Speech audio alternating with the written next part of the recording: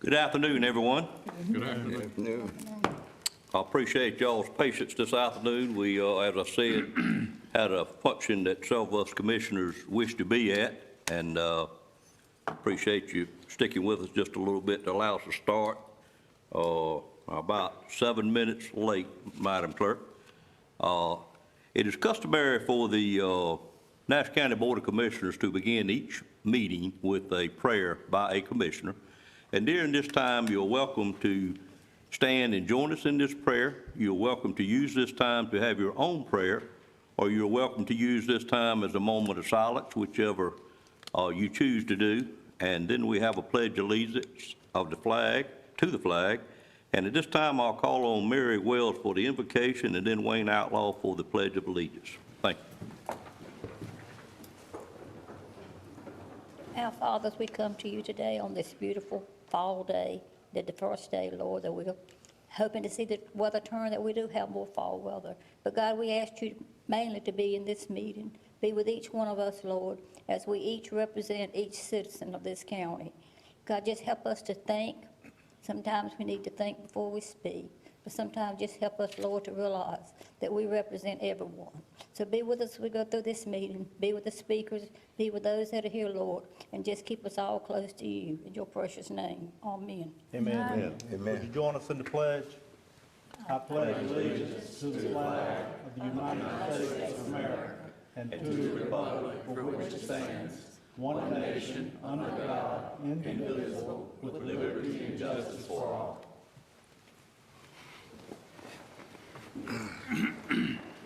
At each of our meetings, when we meet the second time each month, we generally have a presentation to the Board of Commissioners from an outside agency or organization that we are involved with. And today we're very pleased to have two gentlemen from North Carolina Wesleyan College with us. And I'm going to do the introduction to the current president of the Board of Trustees, Dr. Dan Crocker. And then Dr. Crocker is going to introduce the current president of the college for a presentation to us. I'm not sure how they'll do it together, but it doesn't matter. But I'm always very pleased to introduce someone that I consider a personal friend and a gentleman that I have known a very long time. I will always be indebted to Dr. Crocker, as many of us are in the Nash, Rocky Mountain, Edgecombe area, for what he has done for us as a family doctor. Dr. Crocker, I now realize, of course I knew it, I think, but I forget a lot of things. Your roots being in Johnson County, and I guess that's why my mother and father picked you for that personal doctor, and you sure did a great job of looking after him, and I want to thank you for that, number one. But high school sweethearts, Daniel L. Crocker and Brenda Lynch, graduated from Selma High School in Johnson County, North Carolina. Following their marriage in 1965, Dan earned his BS degree in pre-med from Davidson College. Dan went on to graduate first in his class from North Carolina School of Medicine as medical doctor and to complete residencies in Parkland Memorial Hospital in Dallas, Texas, and North Carolina Memorial Hospital in Chapel Hill. In 1975, Dan and Brenda moved to Rocky Mount when he joined the Boyce Willis Clinic, where for 25 years he endured himself to his patients and their families. He then founded the Eastern North Carolina Medical Group, serving as its president and then as manager, a position he still holds today. In 1986, the Crockers, both music lovers and both musically talented, very talented, successfully undertook the creation of the Tar River Chorus and Orchestra Society. From one ensemble, it has grown to 6 today. Dan served as its president for 30 years. Dan and Brenda are extremely active members of West Haven Presbyterian Church. They have 2 daughters and 3 grandsons. Introduced into the Twin County Hall of Fame at the 16th annual banquet, another honor he had. And if you ever have some time to read, I invite you to Google Dr. Crocker, and you can read for quite a long time. I'm not going to go through everything, Dan, but if you'll come up front, we'd be glad as commissioners to have you with us today. We all know you're one of the busiest men in Nash County, and we certainly appreciate all that you've done for us over the years, including being our jail doctor from time to time. Thank you, sir. Well, thank you, Mr. Chairman, and I'll just call you Robbie, and thank you, members of the Board of Commissioners. First of all, it's a pleasure to be here to tell you about an institution that is very dear to my heart. In fact, it is, of all the four-year schools of higher education, it's my favorite. Although I went to Davidson, my affiliation with North Carolina Wesleyan started about 2 weeks after I arrived to town. It had a major impact on my life because it reintroduced me to music and got me back on my horn. And I'm not going to play for you today, but I am going to toot the horn of North Carolina Wesleyan for you. And let me also say to you that I thank each of you for the good work that you're doing, helping maintain this county in great shape. It's a wonderful place to live. I don't need to tell you that. And it's been a great place for us to live since we arrived in June of 1975. My real purpose here is just to introduce you to our interim president, Dr. Evan Duff. Evan got his bachelor's in business administration from Mount Olive College, followed by a master's in business administration at Central Michigan University, and a doctorate in organizational leadership at Nova Southeastern University. He came to North Carolina Wesleyan about 8 years ago in 2011 and has held a number of positions, including being Senior Vice President of Academic Affairs, Vice President of Adult and Professional Studies, and prior to becoming the interim president of North Carolina Wesleyan, served as the provost of this institution. His roles while being at the college have been numerous. He's led efforts at approving new majors. He participated in preparing the application for our first graduate program to the Southern Association of Colleges and Schools. He basically was the architect for developing 7 new off-site institutions for adult learning around eastern and central North Carolina. He's responsible for facilitating various articulation agreements between some 20 colleges, both 2-year and 4-year institutions.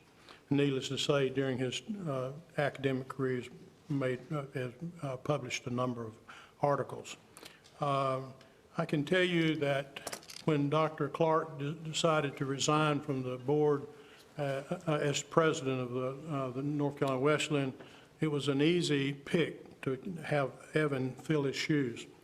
He has a great academic background. He has a great relationship with the faculty. He knows the educational process, and he's young, youthful, and has done a tremendous job during transition, and I think we're just beginning to see the things begin to sprout at the college. So I'd like to turn it over to him, and he can tell you about all the good things. And again, thank you for allowing us to share in this forum. Thank you very much. Thank you, Dr. Carter.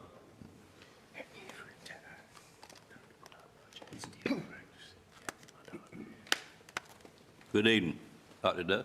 Good afternoon, Chairman and Board of Commissioners. Thank you for having us here today. I don't know how youthful I feel some days, but I appreciate that compliment. We do have an amazing Board of Trustees at the college that are dedicated to our success and us moving forward and thriving as an institution, and so I want to thank them for their service as well. We have been working on a number of initiatives over the last several months, but certainly as well as the last couple of years. We have about a 2,000 student population. That includes both of our traditional program here in Rocky Mount as well as our adult studies program across eastern North Carolina. About 300 of those adult students are on our campus. They're residents of Nash and Edgecombe County and probably Halifax County as well, that drive in and take classes at night or on the weekend. So some of the things we've been looking at doing is enhancing the student experience, making sure that they have the services that they need to be successful. Two of the most important things that colleges are evaluated on are persistence to graduation, retention rates, and graduation rates.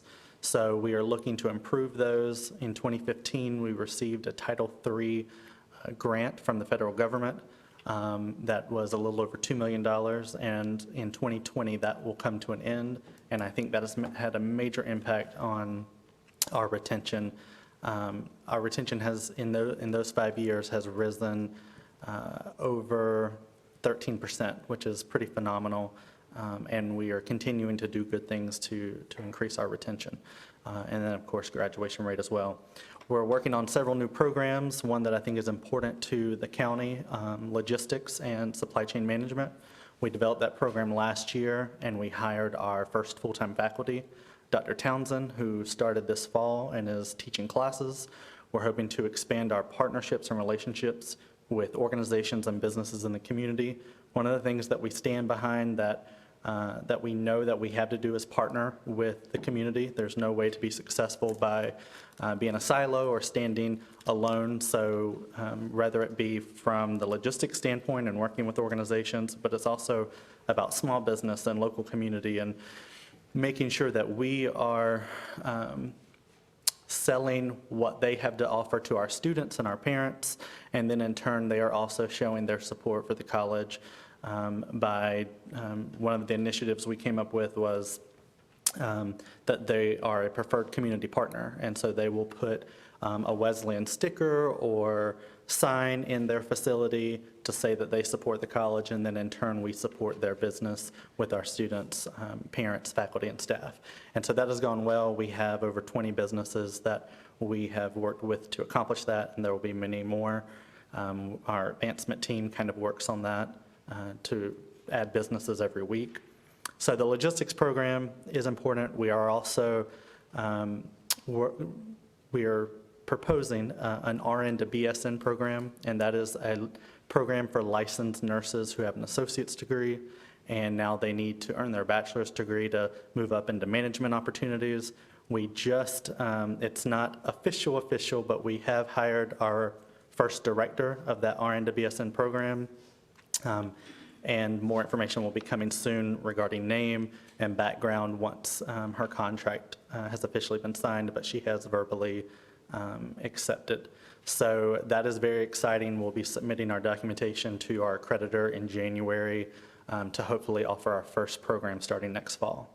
So between those two major initiatives and other programs that we're working with the faculty on to develop new programming, I'm hoping that the community will start to see a shift, just like the county is seeing a shift with new businesses that are coming into town. They'll see a shift with Wesleyan as well that is growing as the county is growing. So that's a brief update. Certainly can answer any questions.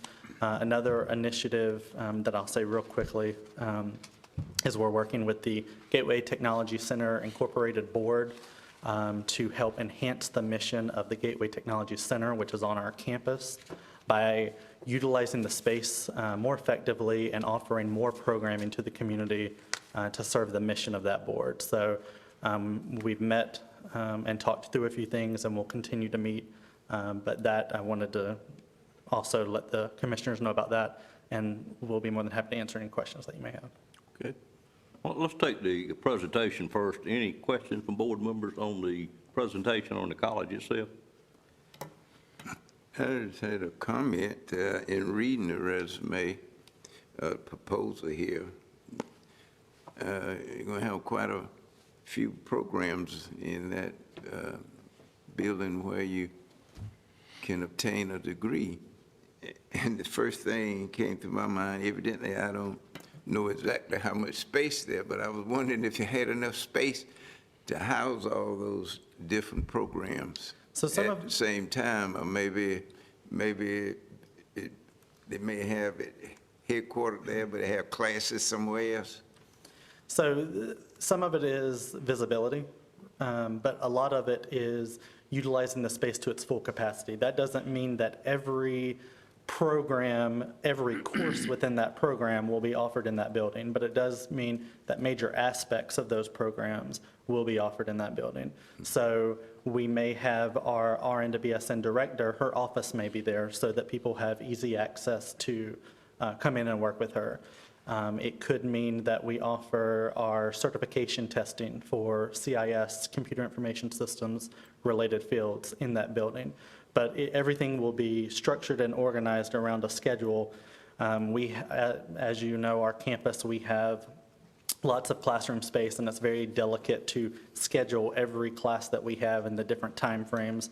And so we utilize that same methodology to offer the best utilization and hopefully maximize the utilization of that building. Well, it's good for expansion, to have those different degree programs right here locally, because I believe they're going to be needed. We agree, and our faculty are very committed to working with each other to even do some cross-disciplinary items that are needed for the community. Anything else on the first presentation? And I'm going to get into the thing you have at the end of your agenda today about the Gateway Partnership Building in just a second. Could you tell us a little bit about your satellite locations? Sure. So we have two leased locations. One is in Durham, just off Miami Boulevard. It's about 18,000 square feet. And then we have a space that's about 11,000 square feet in Goldsboro. We've had those locations, not those exact locations, but we've been offering programming in those two areas since the mid-1970s. And so both of those locations we have been managing and operating for 40 years. And so the rest of our partnerships were strategic and were through the community colleges that serve those areas. We felt it was a better way to serve the community by partnering with those community colleges. So in Cape Fear, New Bern, Manio, Greenville, we are actually partnered with Pitt Community College, Cape Fear Community College, College of the Albemarle. So we use their classroom space, their facilities, and then we offer bachelor degrees on their campus for their graduates. What does your partnership with Nash Community College look like? So we've signed multiple, we're right now working on an overarching agreement that basically will assist not just their college transfer students, but their Associate of Applied Science students. And in many ways, some of those students are overlooked with credit transfer. So we're developing an overarching agreement that will help all of those students. We've signed a partnership with Nash Community College, or a collaboration agreement with Nash Community College and Edgecombe Community College to work together for grant opportunities, professional development opportunities. We're actually going to host, Wesleyan is going to host our first professional development opportunity on October 21st, and Nash and Edgecombe will be invited, faculty and staff, to attend for free to that opportunity. So it was a collaboration just to basically work together on different initiatives. And I have a great working relationship with their Vice President of Academic Affairs, Dr. Clark, and of course looking forward to meeting their new president. Thank you, sir. Other comments, questions? All right, moving on to the item that we had kind of added to the agenda, which is at the bottom, and it relates to the Gateway Technology Center, which is the building out in front of the college. And if you'll stand right there, Dr. Duff, just a minute. That particular building is now managed by a nonprofit organization, which is called Gateway, or GTC, is what it is in the actual contract, of which Mr. Lamb is a member of that particular board for the nonprofit. And I'm going to ask him to, and Mary, I'm not going to put Mary on the spot. I'm going to put our manager on the spot and ask him to explain a little bit about what we are doing, and also notice Mr. Tolson here with the Gateway Partnership. And Norris, if you wish to further explain it, I'll certainly have you up in just a moment. But Z, if you would just make sure the board understands what is being asked of us. And as I understand it, this board does not need to take any action on this. I think the manager just wanted to make sure we understood what was going on prior to signing off on the agreement. But I'll let him explain that. Yeah, and I'll let President Duff speak a little more on this. But right now we have I believe a 7-member board, 2 from the county, 2 from the city, and 3 from Wesleyan. We, Mr. Tolson is, I guess, the chairman, and we meet about once a month, and we hear from our partners, NC State, and ECU, they do different kinds of graduate courses. They also provide testing for students who might be doing distance learning, and the university will send the test to proctors here, and so they'll provide that. There's also some other current purposes used in the building, but at our last meeting, it was, we had a proposal sent to us about a week before the last meeting, and it's just a proposal that we turn it over to the university, to the school, to the college. Right now, the nonprofit has a 50-year lease for $1 a year, and to manage the facility. And I guess there were reasons in the beginning to do that. But now the proposal is that we turn it over to the college. There will still be a board representing the county, the city, and the college, but it will be under the control and management of the college. And if President Duff wants to say anything more. I think that it was explained perfectly. And again, the intent is to fully utilize the facility and make sure classrooms don't go unused, whether that's through us or NC State or ECU or even Nash Community College. I mean, there's multiple ways to enhance that utilization. And so we feel we could more effectively manage the facility and take some of the headache away from the current GTC that manages it now. Okay. All right. Any questions on this item? Mr. Tolson, did you want to add something else, sir? Be glad to have you come up and Thank you. make sure we got all sides. Thank you, Dr. Duff. Good afternoon, sir. Thank you, Mr. Chairman. Ladies and gentlemen, Nash Tolson. I do chair it's a nonpartisan board, and Z described it perfectly. We have 2 people from the county, 2 people from the city. We have 2 people from Wesleyan, and I sit as the nonprofit.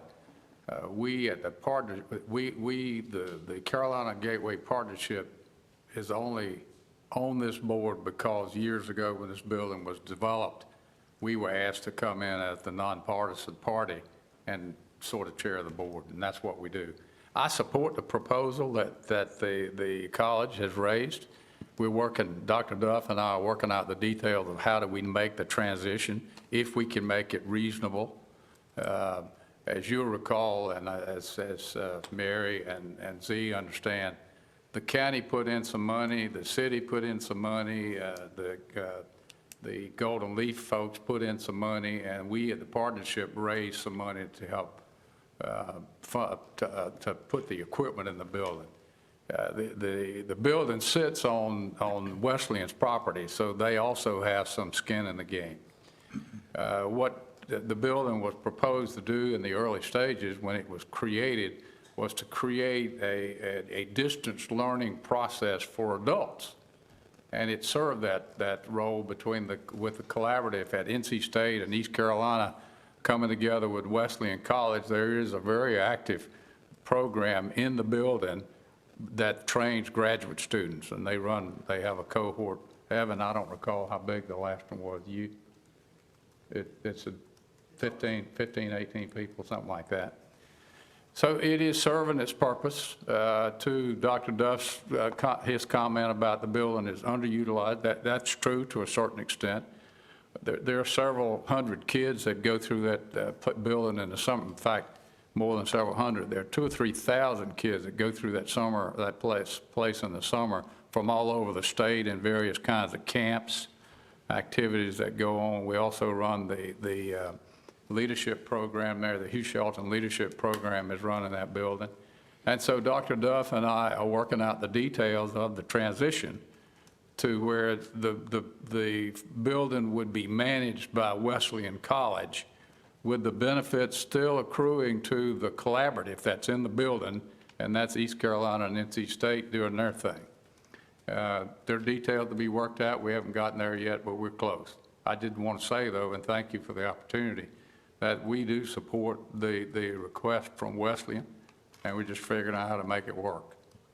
I'll be glad to take any questions. Any questions? Mr. Tolson, will the board that then oversees the building be the current trustee board of Wesleyan? No, the proposal is that we would abolish the current board and create a new board.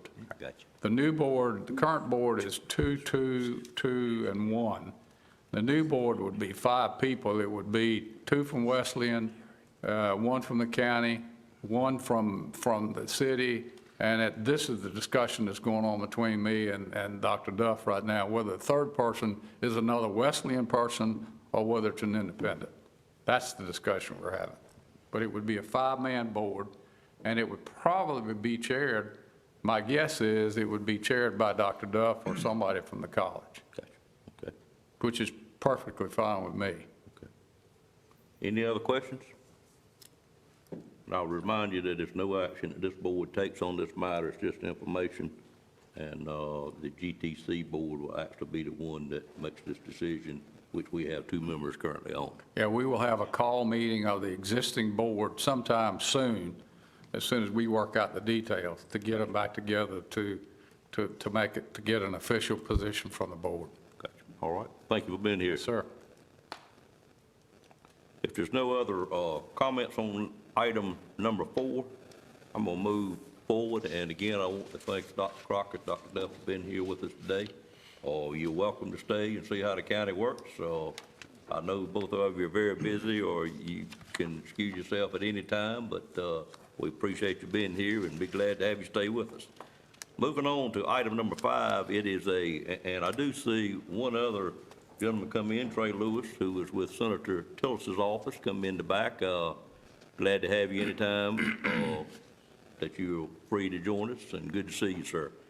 I'll move to item number 5, which is a public hearing for general rezoning request Z190901 to rezone 36.7 acres within Poplar Creek subdivision from its current zone of A1 to an RA30, single-family residential. Mr. Tyson?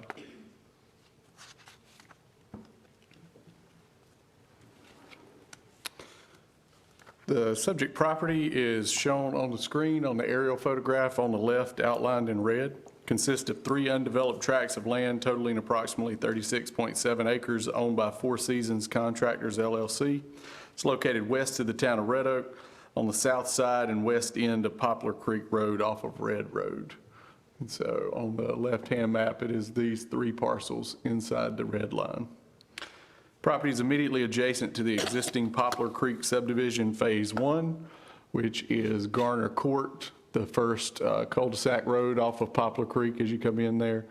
And then Phase 2 is Nelson Court, another cul-de-sac off of Poplar Creek Road. Those phases were constructed by Pinnacle Land Development back in October 2006.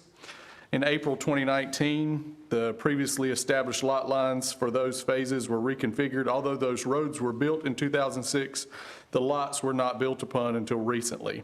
And the current owner, Four Seasons Contractors, had to reconfigure those property lines in order to address some soil conditions related to permitting the septic systems for those homes. And they had a reduction of 1 lot from the original layout. But other than that, it largely looks the same as it did back then. The property is zoned A1 agricultural, and you can see on the right-hand side of your screen that solid green area indicating a large A1 zone. The gray area on the northeast of the map there is the edge of the town of Red Oak's zoning jurisdiction. So we are near Red Oak, but certainly outside of it and well into the county's jurisdiction. The minimum required lot size for this zoning district when those 2 phases of Poplar Creek subdivision were recorded was only 30,000 square feet. However, that lot size in the A1 zone was increased to a full acre, 43,560 square feet, effective April 2007. The next slide is a preliminary plat for how the subdivision was originally proposed to be laid out back in 2006. Of course, phases 1 and 2, which were constructed and now largely have homes built on them. And then phases 3 and 4, as you go toward the rear, this is the property that is subject for rezoning today, along with the stormwater treatment lot in the front and then an extra lot right there. And so phases 1 and 2 were recorded, now have homes on most of those lots. Phases 3 and 4 are the area we're looking at rezoning. Of course, when they did not build these back 2 roads back here within a period of 12 months of having this plat approved, that approval expired. And so absent a rezoning, when the developer brings a proposal for that back piece, that will have to be substantially redesigned because those lots were designed with a 30,000 minimum lot size in mind. And of course, the current minimum is a full acre. And so this design will not work without the requested rezoning that we're going to discuss in a second. The property is not located in a regulated floodplain or watershed protection overlay district, but if you notice on this old plat, there is a riparian stream buffer that runs from north to south along the property here that has to be protected from disturbance during the development process. The property is in the designated Northern Nash Water Sewer District area, and there is a preliminary proposal to extend Nash County Public Water to this subdivision. However, that is included in phase 2 of that project. And as you are well aware, we're currently in construction of phase 1. And so while there is a plan to do that, it has not been funded yet and is not happening in the near future, or the immediate future, I should say. Therefore, any future development of this subdivision will continue to rely on on-site wells and septic systems. The rezoning request is brought to you by Stephen Newcomb, on behalf of the property owner, Four Seasons Contractors. It is to rezone the properties that we were just looking at from the current A1 to an RA30 residential zoning district. The main difference being that the minimum lot size would be reduced from 1 acre to 30,000 square feet. Included in your packet is an excerpt from the table of permitted uses. It has in this column all of the RA30 land uses, or rather that's the A1 land uses, and the RA30 land uses along the right-hand side. Every land use that's highlighted in yellow is something that is permitted currently under the A1 agricultural zoning that would no longer be permitted if the rezoning request is approved and it goes to RA30. So the RA30 is much more restrictive in terms of the things that can be developed within that district. There is a third page of that land use or table of permitted uses there.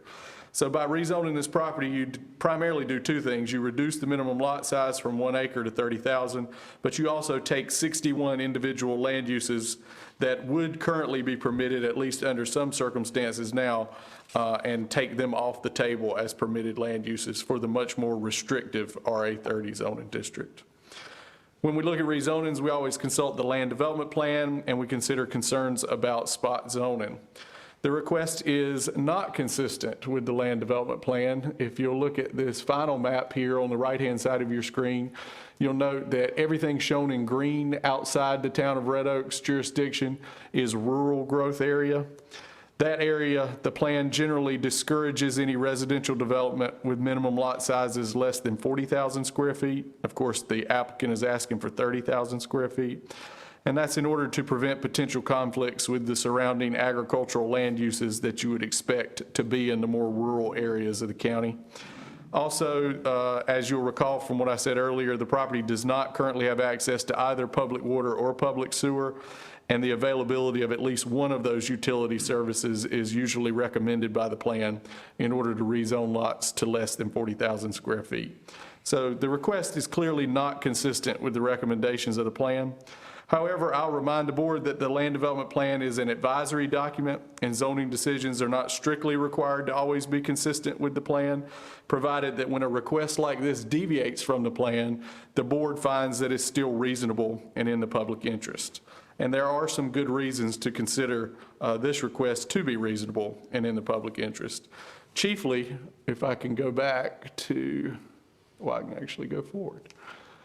The existing phases 1 and 2 of the Poplar Creek subdivision, about half of those lots are between 30,000 and 40,000 square feet in size, which is consistent with the lot sizes that are being requested with the proposed rezoning. So you'll recall that those phases were recorded before the A1 zoning district required a full acre. And so rezoning this remainder piece to RA30 would result in lots that are similar in size to at least half of the existing lots. And so the reality is, regardless of how this property is zoned and developed, to enter this subdivision, you're going to have to drive down Poplar Creek Road beside those lots that are consistent with what the applicant is requesting. The other thing to take into consideration is that it is not just this subdivision. There's also the Cobble Ridge subdivision to the north, shown in purple here, and then the John H. Williams subdivision to the south along Red Road, which you can see down here. The Cobble Ridge Road includes 13 lots that are consistent with the requested 30,000 square foot minimum lot size, and I believe all 9 lots in the John H. Williams existing subdivision are less than 40,000 square feet, meaning that they're consistent. So basically, there's already a precedent in this area, even though the land development plan generally does not recommend lots in the 30,000 square foot range. In this particular spot of the county, you have some immediately adjacent subdivisions and then some other nearby subdivisions that already set a precedent for the level of density that the applicant is requesting. And then also, this request would make it possible, again, for the applicant to pursue a design that's very similar to the one that was approved in 2006, which was based on a 30,000 square foot minimum lot size. I mentioned spot zoning. This request would not be considered unreasonable spot zoning, chiefly because the new zoning district is much more restrictive in terms of land uses than the current. You'll recall those 61 yellow lines that were highlighted in the table. Those are things that are permitted now but would not be permitted later after the rezoning. The chief or most notable things in there are single-wide or double-wide manufactured homes and duplexes. Those are permitted currently but would no longer be permitted. The homes that are developed on those properties would have to be either modular homes or stick-built homes. And then, of course, the fact that it is near these other existing subdivisions lends itself to not being spot zoning. And the large size, 36.7 acres, demonstrates that what we would be creating is a new zoning district within which the applicant would divide multiple lots and not a single isolated spot zone. The Technical Review Committee considered this request back on August 29th and recommended denial based on its technical determination. You'll recall they're the Technical Review Committee, and technically this does not meet the recommendations of the Land Development Plan. However, the TRC also acknowledged that the request does have merit, could be considered reasonable and in the public interest, and is certainly not unreasonable spot zoning. However, the TRC felt it was appropriate to leave the non-technical decision regarding whether this is a time to deviate from the land development plan in this particular instance to the Planning Board and the Board of Commissioners. The Planning Board, in turn, considered this on September 16th. No members of the public addressed the board with regard to the request, and the board voted unanimously to recommend approval of Consistency Statement A, finding that although the request is not consistent with the specific recommendations of the plan, it is reasonable, it is in the public interest, and it is not unreasonable spot zoning. And then finally, they recommended just approval of the request to rezone to RA30.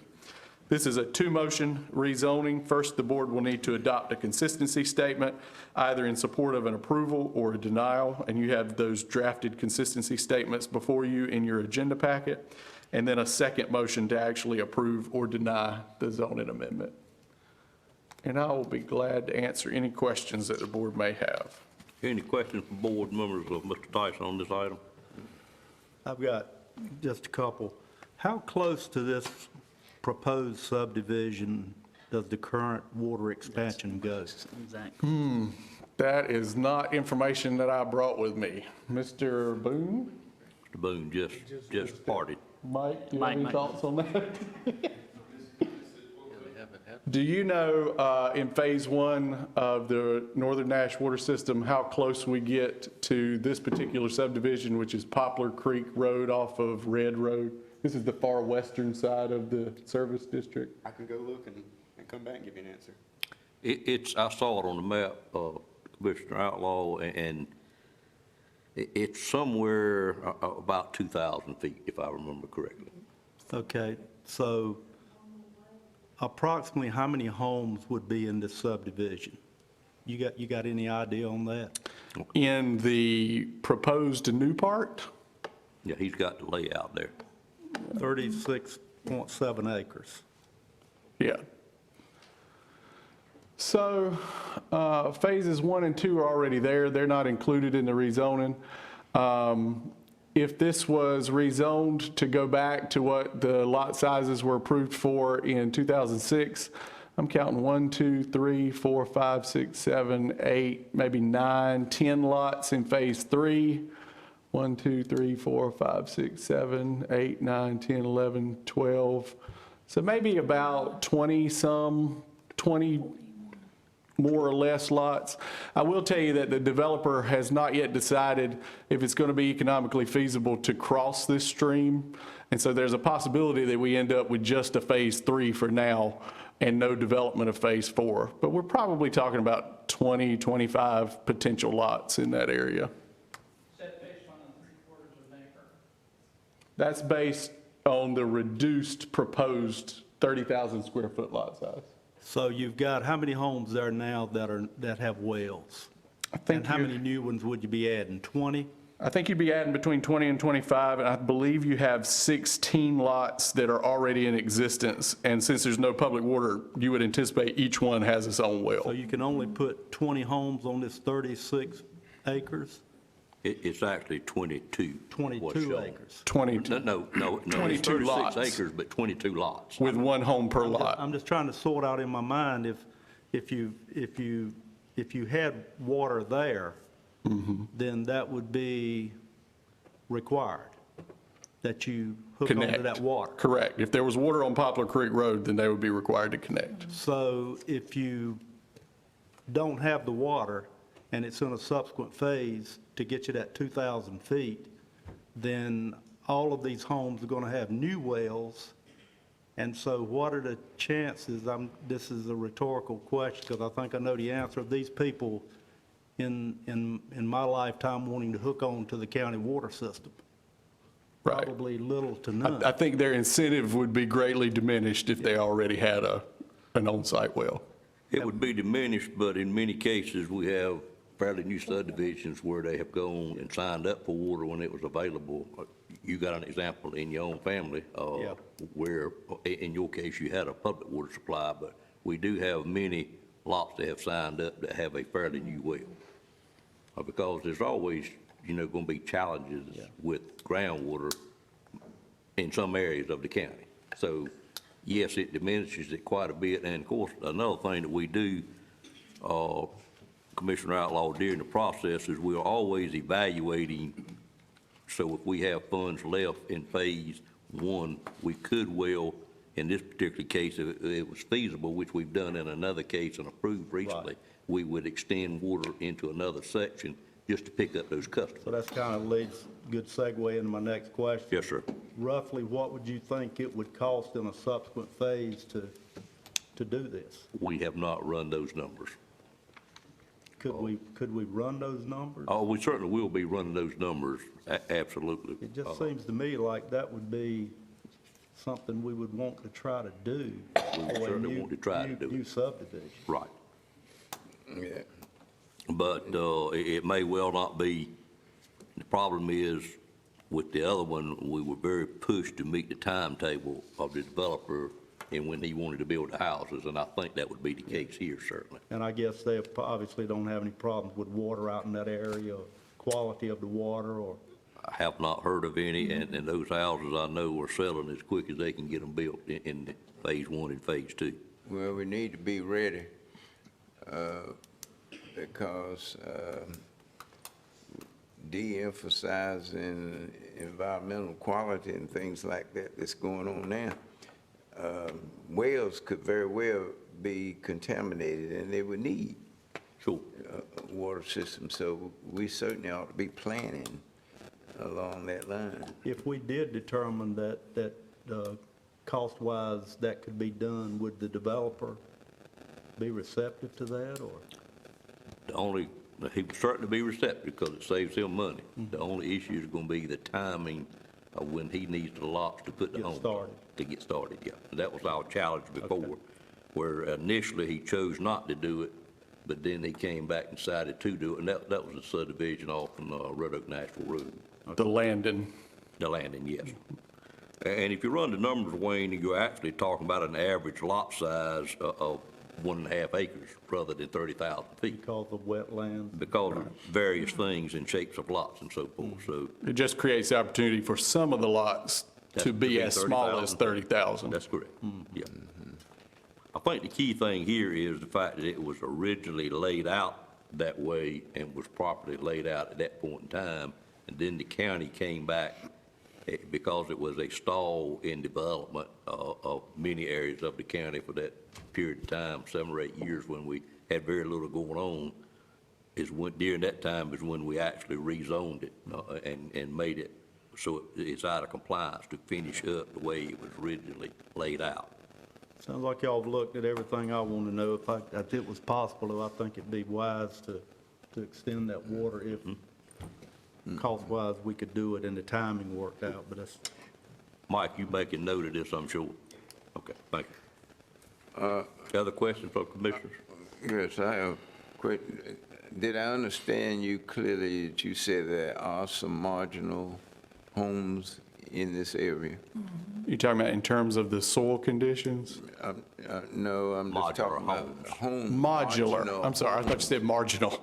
Modular homes, I believe all of the homes that have been developed in phases 1 and 2 of this subdivision are stick-built homes. They are. When you rezone it, if you agree to rezone it as proposed by the applicant, then they would be restricted to only developing either modular or stick-built, and it would take the possibility of single-wides and double-wides, which exists today, whether that's this developer's plan or not, it legally is permitted on this property. So by rezoning it, you would remove the possibility of single-wides and double-wides being permitted there. But those that are already there would be grandfathered, right? If there were any that would, well, the property we're talking about rezoning today is vacant, it has no homes. So there's no homes to be grandfathered. Other questions? Thank you, Mr. Tyson. I'd entertain a motion to go into a public hearing at this time. So moved. Motion by Commissioner Leggett, is there a second to that motion? Second. Second by Commissioner Richardson. Any questions on the motion? All in favor of the motion, let it be known by saying aye. Aye. Any opposed by like sign? Motion carries. Ladies and gentlemen, in the public, we are in a public hearing at this time. It's a regular public hearing, so if there's anyone that wishes to speak for or against this rezoning request, at this time, we would ask you to come forward to the podium, state your name and address, and the board would be glad to hear from you. Anyone here wishes to speak today, either for or against? Afternoon, Chairman, Good afternoon. members of the board. My name is Pete Hancock. I'm actually a resident of Cobble Ridge Road. I was given notice of this meeting within the regulations of being within 600 feet of the zoning change. I prepared some comments, but some of this has already been shed on presentation previously given. First and foremost, I'm here to speak out in opposition of this proposed zoning request. The first reason of that is it's not aligned with the strategic plan of the county. So if you look back at the strategic plan, the map of Nash County, this area lies on the northwest quadrant, which is the rural growth area. And in this area, and I'm quoting from the plan, the rural growth land use designation defines those areas of the county where urban services, public water, sewer services are not expected to be extended within the 10-year planning horizon. Rural growth areas are those areas of the county where the preservation of agricultural operations as a primary concern and where conflicts with agricultural and non-agricultural uses are to be discouraged. Furthermore, it states uses that would typically be allowed in rural growth areas include very low-density residential, agriculture, and forestry. So if you look at a map, in 2006, the strategic plan was to focus development and growth in close proximity to other established municipalities, mainly south of Nashville and in closer into Rocky Mount. This area that's northwest of end of the county was clearly designated as one that was be focused on those rural uses, agriculture, forestry, and limited development. The site itself is another reason. You've just heard that the technical review came back in opposition of giving favor for this proposal, and with good merit. The soils on this site, only 60% of the soils are rated as not limited, which is marginal for constructing dwellings without basements. 40% of the soils are listed as very limited for septic tank absorption fields, and the other 60% are somewhat limited. So the soils on this site, by far the majority, have issues with development and supporting construction. And with regard to the riparian area that bisects the parcel, that's not just a riparian area, that's a perennial stream on a USGS topo map. If this area were to be used for forestry, there'd be a mandatory state buffer placed on that water feature. So to not have that protected fully or cast aside a little bit misrepresents the facts on just how poorly suited this site is for future development. I'm here to ask that the Planning Board and the Board of Commissioners look to seek out proper use of land conversion and development. The elements of the current strategic plan are clearly against the proposed zoning change, are constant and not have changed. The soils and the general location, even though the plan is dated and probably needs reform, there's likely stronger evidence from a new plan with new updated information to bolster this area not be utilized for development. Objective analysis of real estate trends, current occupancy of developments, alignment with regional initiatives and existing development plans should be required before changing zoning for a specific parcel of land.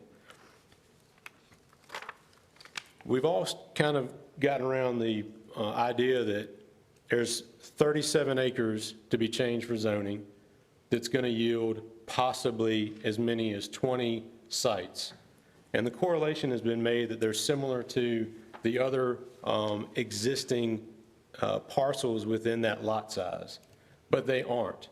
The Cobble Ridge subdivision is up on a ridge. There's no riparian features. The soils are better situated for such a development, and there are restrictive covenants with that property that refrain from manufactured homes, minimum square footage, the things that are addressed with this zoning request. The other lots to the south are not set back off the road. They're road frontage lots. There's no environmental issues or lack of public services or access associated with those.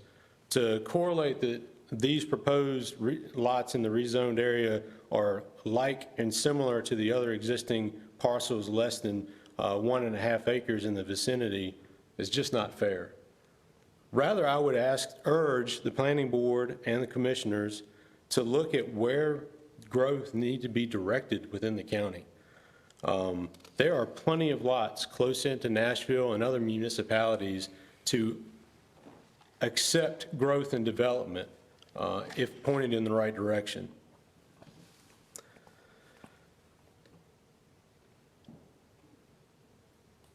So when selecting these sites for development, does the applicant have the best interest, long-term best interest of the citizens in Nash County in their sites? I'd say not. They are here to quickly turn this around and make it a profitable venture. It's very short-sighted and goes against the technical review of the site and specifics. You think about your drive into Nashville today, how many small marginal agricultural sites did you see? Less than 20 acres. That are still in production or have gone fallow. I drove by one on my way in from Red Oak. 50 acres up for sale. Used to be farmland, now it's up for sale for whatever, residential, commercial. How many lots are available in the municipalities of the county? Nashville, for instance, open space. There are opportunities for growth and development within Nash County.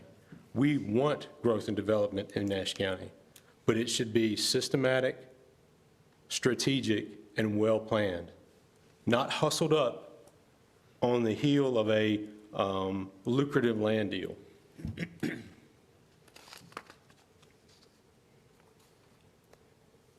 The last point I'll make is this zoning change takes off the table 61 permitted uses. 61 permitted uses for that 36 acres. Look at the surrounding area. This is a rural area. Zoning differences in these areas are a slippery slope and quickly have impacts that reach down the road long-term. You've heard from the results of the technical review. I hope I've underlined some of those, that this zoning request should be terminated and not awarded. And feedback given to the planning board and developers to seek other more suitable sites for such development. Thank you for your time. Thank you, Mr. Hancock.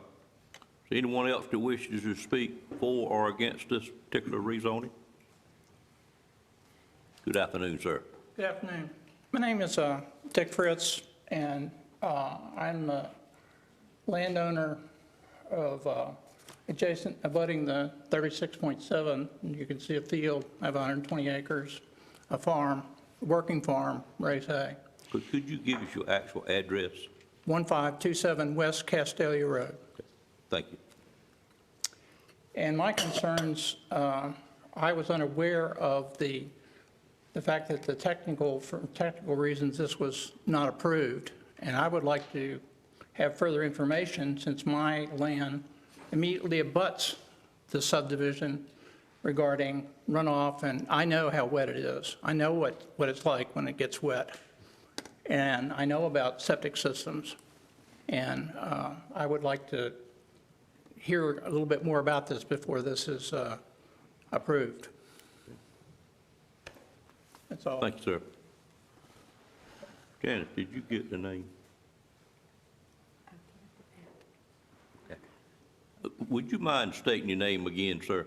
Richard Fritz. Okay. F-R-I-T-Z. All right. Thank you. Dr. Fritz. I used to work at the hospital for Okay. 35 years. We sure thank you, sir. Appreciate you being here today. Anyone else wish to speak for or against this item? Adam, is the applicant here or no one here from the applicant? Spoke to both Mr. Newcomb and Mr. David Rose separately, and they were going to coordinate among themselves for which one was going to come, but I don't see anybody. Coordination didn't work, I guess. That's right. Okay, anyone else wish to speak for or against? Seeing nobody, I'd entertain a motion to close the public hearing at this time. So moved. Moved by Commissioner Leggett, Second. second by Commissioner Combs. Any questions on the motion? All in favor of the motion, let it be known by saying aye. Aye. Any opposed by a like sign?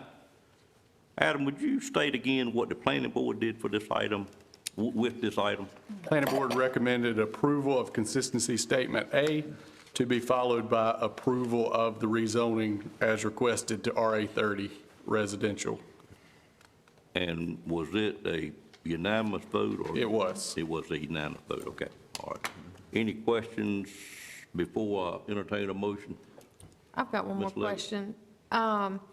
It is not in current agricultural production. It's wooded or grown over. Is that correct? Appears to be from the aerial photo, yes. Okay. And it was also previously approved back in the mid-2000s? 2006. Okay. Other questions of staff at this time? Seeing none, the pleasure of the board, it's a two-part motion as was stated. I'd entertain a motion at this time for a consistency statement. It would be A or B? Mr. Chairman, after hearing from Mr. Tyson and reading the planning board's recommendation, I would offer a motion to accept for approval a statement consisting of A for approval. Okay? And that includes the items listed under A, Yes. Commissioner included. Richardson. All right, I have a motion to approve consistency statement A. Is there a second to that motion? Second. That was second by Commissioner Leggett. Any questions on the motion? All in favor of the motion, let it be known by saying aye. Aye. Any opposed by a like sign? No. I think my vote is 6-1, is that correct? Yes, sir. Okay, all right. Consistency statement A is approved. Now we need a motion to approve the rezoning as listed with those items listed under it. Mr. Commissioner Richardson. Chairman, I offer motion for approval. They have a motion to approve the rezoning for the reasons stated. Is there a second to that motion? Second. Second?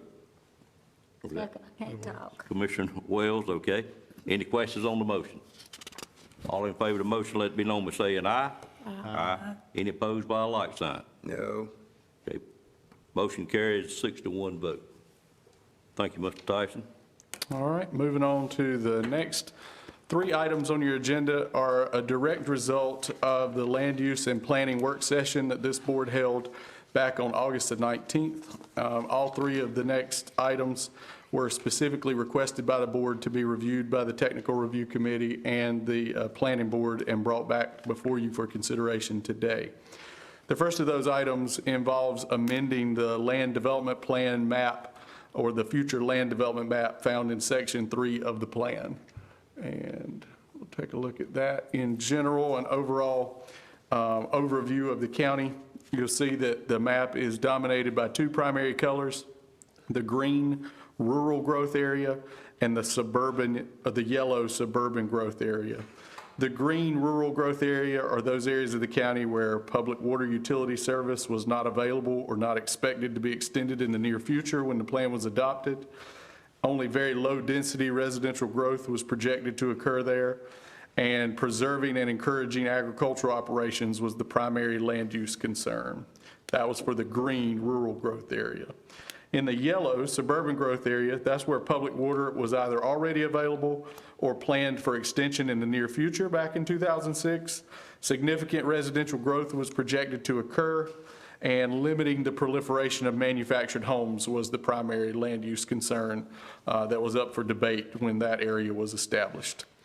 As you'll recall, as a result of that work session, the board asked both the TRC and the planning board to look at amending 3 areas of this map, and all 3 are directly related to where the Nash County Public Water Utility System has been extended since the map was initially devised in 2006. And so although we had a fairly good idea of where the water lines were going to go, we have 13 more years of hard data, and we know exactly where some of the lines are and where we're proposing lines now. And so this is an amendment to just bring this map more into line with what we know currently about our water system and our water system plans. It focuses on 3 areas. We'll look at them in more detail in a second. One, of course, is this existing swath of rural commercial area just south of the Tar River and Highway 97 in the southeastern quadrant of the county. Area 2 is on the west and northern sides of the town of Red Oak. And what I should have mentioned down here is that this entire green we're going to look at is inside of the Central Nash Water Sewer District service area that has been established in years past. In Area 2, the areas we're looking at are the green to the west and the north of the town of Red Oak, and it is inside the Northern Nash Water Sewer District, which is more recently established. And then the final area is off to the east of the Castelia water system. There is not a service district established there, but we do have 3 existing water lines that go beyond where the boundaries of the suburban growth area is located. So if you'll allow me, I'll proceed to the next maps, which show you in a little more detail. We'll start with Area 1 in the Central Nash Water Sewer District. This is, as I said, primarily along and to the south of NC Highway 97 corridor, extending from portions of Lyles Road, Old Bailey Highway, Ada Taylor Road, Maldish Road, and Sandy Fork Road over here on the west side of I-95, and then across I-95 on to the town of Sharpsburg, which borders it in the east over here. It includes areas adjacent to the Rocky Mount Wilson Regional Airport, which is this purple color right here, the long airport property. The Nash County-owned economic development site near the 95-97 interchange, which is this purple. The economic development site is just a portion of that purple, but that larger purple area has been identified for potential industrial growth. And then on to Strickland's Crossroads in the west, which I believe is right there. You'll notice there's two different approaches here. On the east side of I-95, the proposal is to take all this hatched area, which is now green, and turn it yellow. So we would be converting it from rural growth area to suburban growth area. That would be to recognize the fact that it's included in the Central Nash Water Sewer District, with the exception of this tiny little piece right here that really doesn't warrant being left on its own. So if we're going to change all of this to a rural growth, to suburban growth area, it would be our recommendation that we include that portion. But also not just to recognize it's in the district, but to recognize that we have existing water lines that are extended into this area. On the west side of I-95, we've taken a more buffered approach where we're following simply the existing water lines, and we have some more rural areas that will remain rural development. And the reason for those two approaches is because of the preferences expressed by the commissioners that represent those districts during our work session that we had on August 19th. The second two areas, Area 2, of course, is in the Northern Nash Water Sewer District. It includes the area of the rezoning that we just looked at. And so after today, if this map amendment is adopted, the area, the rezoning request you just had would become more compliant with the land use plan. It does not solve all of the issues because, as we stated, it would need access to an actual water line, and that is still a ways off in the future. But what we're doing here is recognizing the inclusion of these green areas inside this pink boundary, which is the water sewer district. And we do have some water lines, perhaps not in phase 1, but in phase 2 that are extended out or proposed to be extended out into that area. That is to the immediate north and west of the gray municipal limits of Red Oak, extended to nearly Swift Creek in the north. You can see that up here, and to slightly beyond Highway 43 and Red Road in the west, so right along in here. And then Area 3 is off of the Castelia area water system.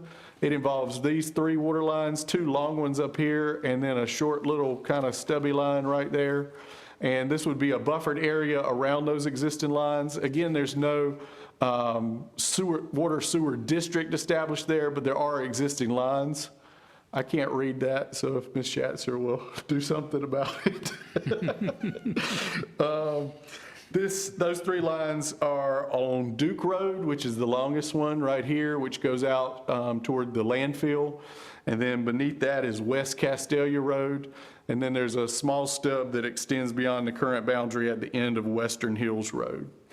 The important thing to remember is that if these 3 areas are amended to become suburban growth area, it opens up the possibility for the Technical Review Committee in the future to recommend rezoning to R20 or R30, RA20 or RA30, excluding manufactured homes, but only at the point when the water line is extended.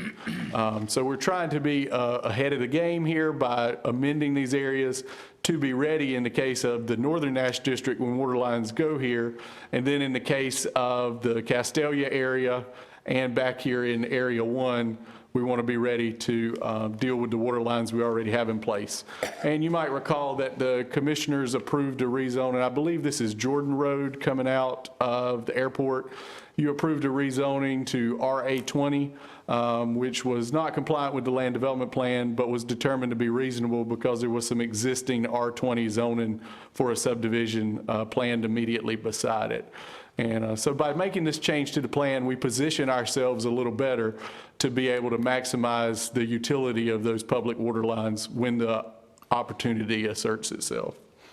This is, normally when you do a planning and zoning matter, there is a consistency statement. Normally what we're doing is determining whether the request is consistent with this plan. The plan, if you're changing the plan, there's no need for a consistency statement because there's no other plan that this has to be consistent with. So this is a one-motion process to just approve or deny these map amendments. You can certainly take them all together, or if you want to vote on them 3 individually, either way would be fine. The TRC considered this on August 29th and recommended approval based on the fact that it more accurately reflects how the Nash County Public Water Utility System has been developed since the map was initially devised in 2006. The Planning Board agreed with that assessment. No members of the public addressed the board on September 16th with regard to this request, and the Planning Board also voted unanimously to recommend approval. And there is no applicant. This is, other than the county, this is a county-driven amendment process, and so I'll be glad to take any questions that you have. All right, and Adam, I think I'm going to prefer to take them up individually, Okay. just in case we have some questions about either one of them, not to hold them all up. But any questions at this time on agenda item number 6?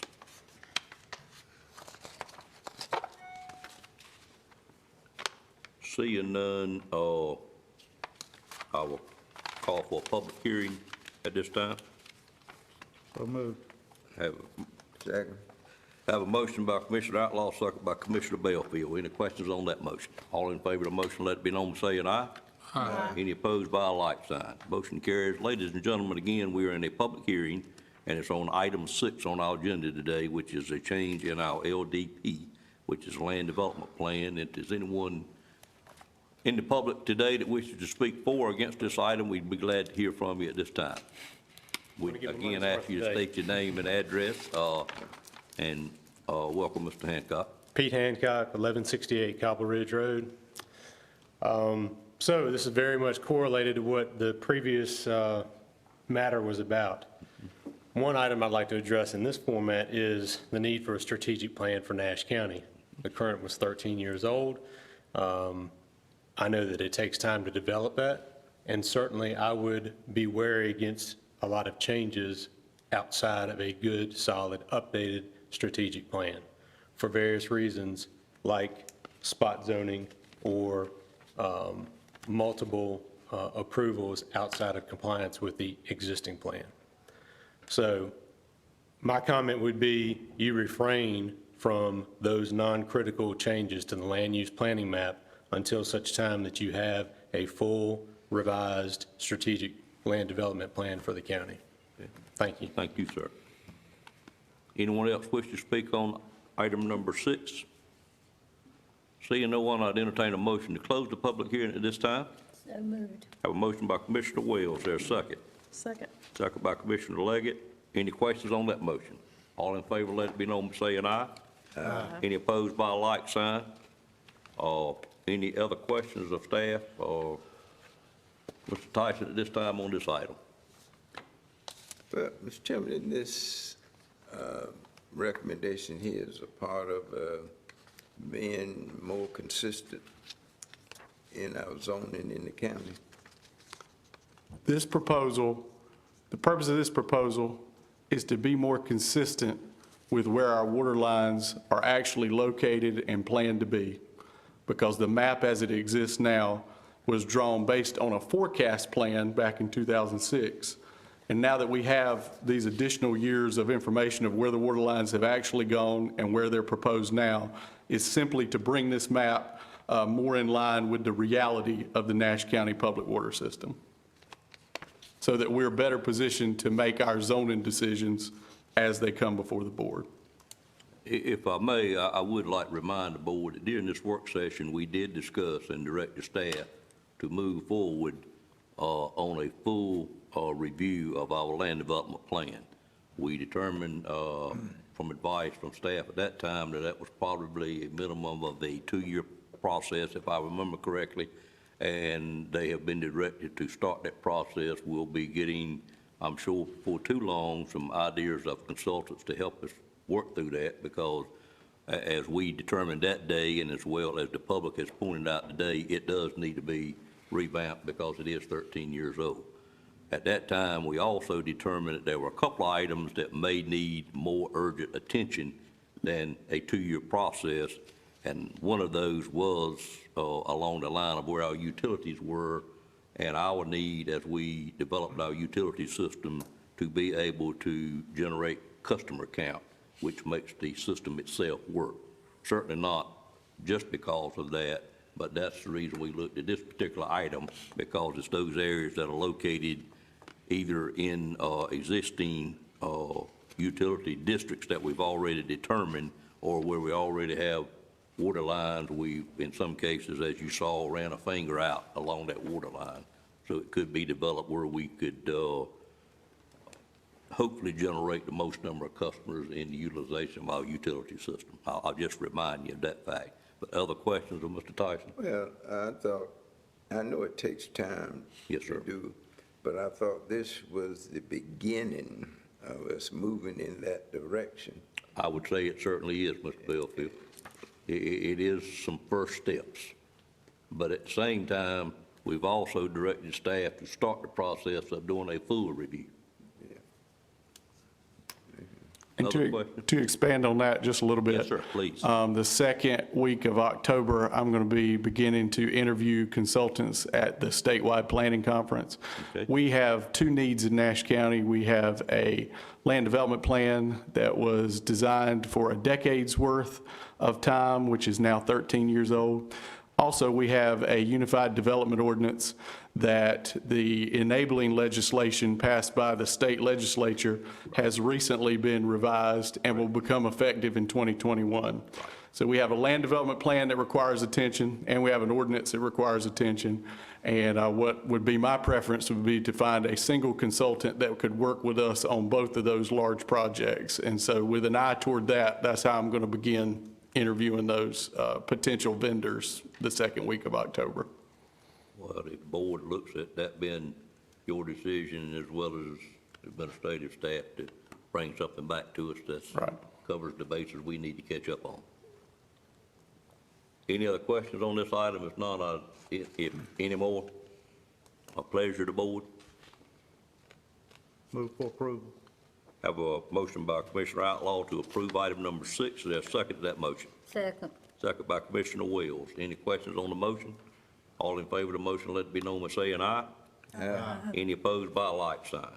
Item number 6 carries. Mr. Tyson, if you move right into a similar item, item number 7.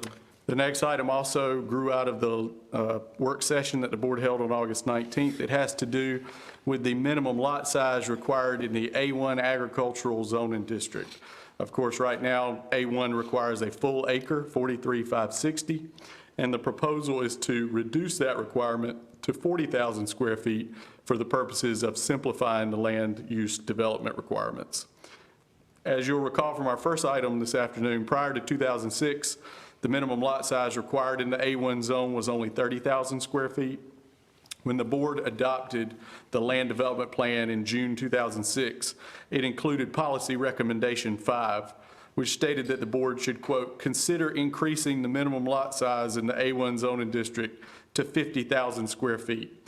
It made that recommendation for 2 reasons. Number one, the A1 district is the most rural zoning district and therefore should have the largest required minimum lot size. And in order to be the largest, it would have to be greater than 40,000, as that's the next largest on the table for R40 and RA40 residential zoning districts. And so that's why the number 50,000 was arrived at. And reason number 2, the 50,000 square foot minimum lot size in that A1 zoning district would create an incentive for developers to rezone property to a more appropriate residential zoning district before they developed residential neighborhoods. The reason being, because of that 50,000 lot size is so large, they would have an incentive to rezone to residential to get either 40,000 or 30,000 square foot lots and be able to maximize their investment on that property a little bit better. The reason we'd want to encourage them to do that rezoning also harkens back to our first item today. When you rezone a property from agricultural to residential, there's about 60 land uses that have been determined to be okay in agricultural that you perhaps would not want to encourage inside a residential neighborhood. And so that was the second reason to kind of drive that rezoning process. Although the Board of Commissioners adopted the land development plan with that policy recommendation, when it came time to actually consider amending the ordinance to increase the lot size from 30,000 to 50,000, 50,000, by the way, is 1.15 acres. In September 2006, the board ultimately voted to just increase the required lot size to 1 acre. So that was a compromise between the former 30,000 and the proposed 50,000. They settled on 1 acre, which is 43,560. The compromise achieved one of the two goals. It made the largest minimum lot size required in the most rural zoning district. But it did not do it in such a dramatic way that it created that incentive for residential rezonings in the A1 zoning district. Certainly, there's still some incentive, but not as strongly as was proposed by the land development plan. The main reason being that there's simply not that much difference between the 40,000 square foot largest residential lot size and the 43,560 or 1 acre square foot lot size required in A1. So because there is a difference, and technically the A1 zone has the biggest lot size, but it's a negligible difference and not enough to actually routinely drive zoning behavior. So in practice, that new requirement served mostly as a symbolic gesture to have the largest lot size in the most rural zoning district. Back on August 19th, you instructed the Technical Review Committee and the Planning Board to consider a text amendment that would reduce the minimum lot size required from 43,560 square feet, 1 acre, to 40,000 square feet or 0.92 acres. And again, it's only 3,500 square feet worth of difference. This is a combination amendment. There's an amendment to the land development plan that needs to precede any amendment to the ordinance, and that's because the ordinance amendment, it would be helpful if it was determined that the ordinance amendment is consistent with the land development plan, which it would be if we amend it first. I want to go through the actual text of the amendment. This first section right here is lifted from the land development plan. That is policy recommendation 5, which proposed us having a even larger 50,000 square foot minimum lot size in A1. As you'll recall, the board never fully embraced that policy recommendation. And so what's being proposed now is that we strike that from the land development plan prior to amending the ordinance. Then the next section is actually from the Unified Development Ordinance. You'll see that there are some very minor language changes. This right here is just a grammatical change that has no impact on what we're doing. It was just an opportunity to clean that up. It will make the minimum lot size in the A1 district 40,000 square feet. And then in the table where we determine our dimensional requirements, you'll see that right here it substitutes 40,000 for the currently required 43,560. The Technical Review Committee considered text amendment request A190901 back on August 29th. The TRC did see some value in having the largest lot size in the most rural zoning district, but overall it recommended approval based on the determination that there's simply not that much difference between the currently required 43,560 square feet and the proposed 40,000 square feet. However, the TRC made that recommendation subject to the condition, as I said, that we amend the land development plan first and then amend the UDO second. The planning board agreed with that assessment. They met on September 16th. No members of the public addressed the board with regard to these requests. The board made 3 recommendations. Number 1, to approve the land development plan text amendment request to remove policy recommendation 5. Number 2, to adopt consistency statement A, which finds the reduction in lot size to be consistent with the newly amended, in a few minutes perhaps, land development plan. It finds it to be reasonable and it finds it to be in the public interest. And then finally, a 3rd recommendation to just adopt the text amendment and reduce the lot size requirement. Because there are 3 recommendations, there are 3 motions. The first motion is to amend the land development plan, then to do the consistency statement, and then finally to adopt the ordinance text amendment. And I'll be glad to take any questions you have on that. Questions from board members? Seeing none, I'd entertain a motion to go into public hearing on item number 7. So moved. Moved by Commissioner Richardson. Is there a second? Second. Second by Commissioner Combs. Any questions on the motion? All in favor of the motion, let it be known by saying aye. Aye. Any opposed by a like sign. Motion carries. Ladies and gentlemen, we are now again in a public hearing to hear any Comments from the public for or against item number 7, which is a public hearing changing the LDP and also a text amendment following that particular vote if necessary. Anyone wish to speak on this item? Seeing no one, I would entertain a motion to close the public hearing. So moved. Moved by Commissioner Wells. Is there a second? Second. Second by Commissioner Leggett. Any questions on the motion? All in favor of the motion, let it be known by saying aye. Aye. Any opposed by a like sign? We are now out of a public hearing, and as stated, first item we need to look at is item number Roman numeral 6, and it is a motion to approve or deny changing in the LDP. Mr. Chairman, I move for approval of the Land Development Plan text amendment to remove policy recommendation 5. Okay, have a motion, is there a second? Second. Second by Commissioner Combs. Any questions on that motion? All in favor of the motion, let it be known by saying aye. Aye. Any opposed by a like sign? Motion carries. Next item we need is a motion to adopt a consistency statement, A or B. A is to continue to move forward with the change in the text amendment, and B is to deny the text amendment. Mr. Chairman, I move for adoption of consistency statement A. Have a motion to approve consistency statement A for the reasons listed in the agenda, and I have a second by Commissioner Belfield. Any questions on that motion? All in favor of the motion, let it be known by saying aye. Aye. Any opposed by a like sign? Motion carries as well. And now, Roman numeral 8 is a motion to approve or deny the ordinance text amendment. Mr. Chairman, I move for approval of the Unified Development Ordinance text amendment. Have a motion to approve and a second by Commissioner Belfield. Any questions on that motion?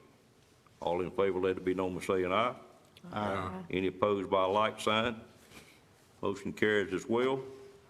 Everybody okay, keep moving? Yep. All right, item 8 is a public hearing on a text amendment, A-190902, and Mr. Tyson, I'll let you explain this one as well, sir. This is the third and final item that was placed on your agenda as a result of that work session. This one has to do with the clustered development option of the ordinance. You'll recall that that allows the subdivision of smaller residential lots than would normally be permitted by the underlying zoning district in which the property is located, provided that all the land that would otherwise have been included in those lots is dedicated as either common area or public open space. For example, if you have a property that's zoned R40, where you would normally have a minimum lot size of 40,000 square feet, you could subdivide those lots at 30,000 square feet per lot if that reduced area, up to 10,000 square feet per lot, is combined and set aside somewhere on that property as common area or open space. That common area or open space is typically used to preserve existing vegetation or bodies of water, to protect environmentally sensitive wetlands or stream buffers from disturbance, or to establish conservation easements for stormwater management purposes. Those areas are typically owned and managed by either a homeowners or property owners association, a conservation organization, or in less common circumstances, sometimes a local government itself will own it.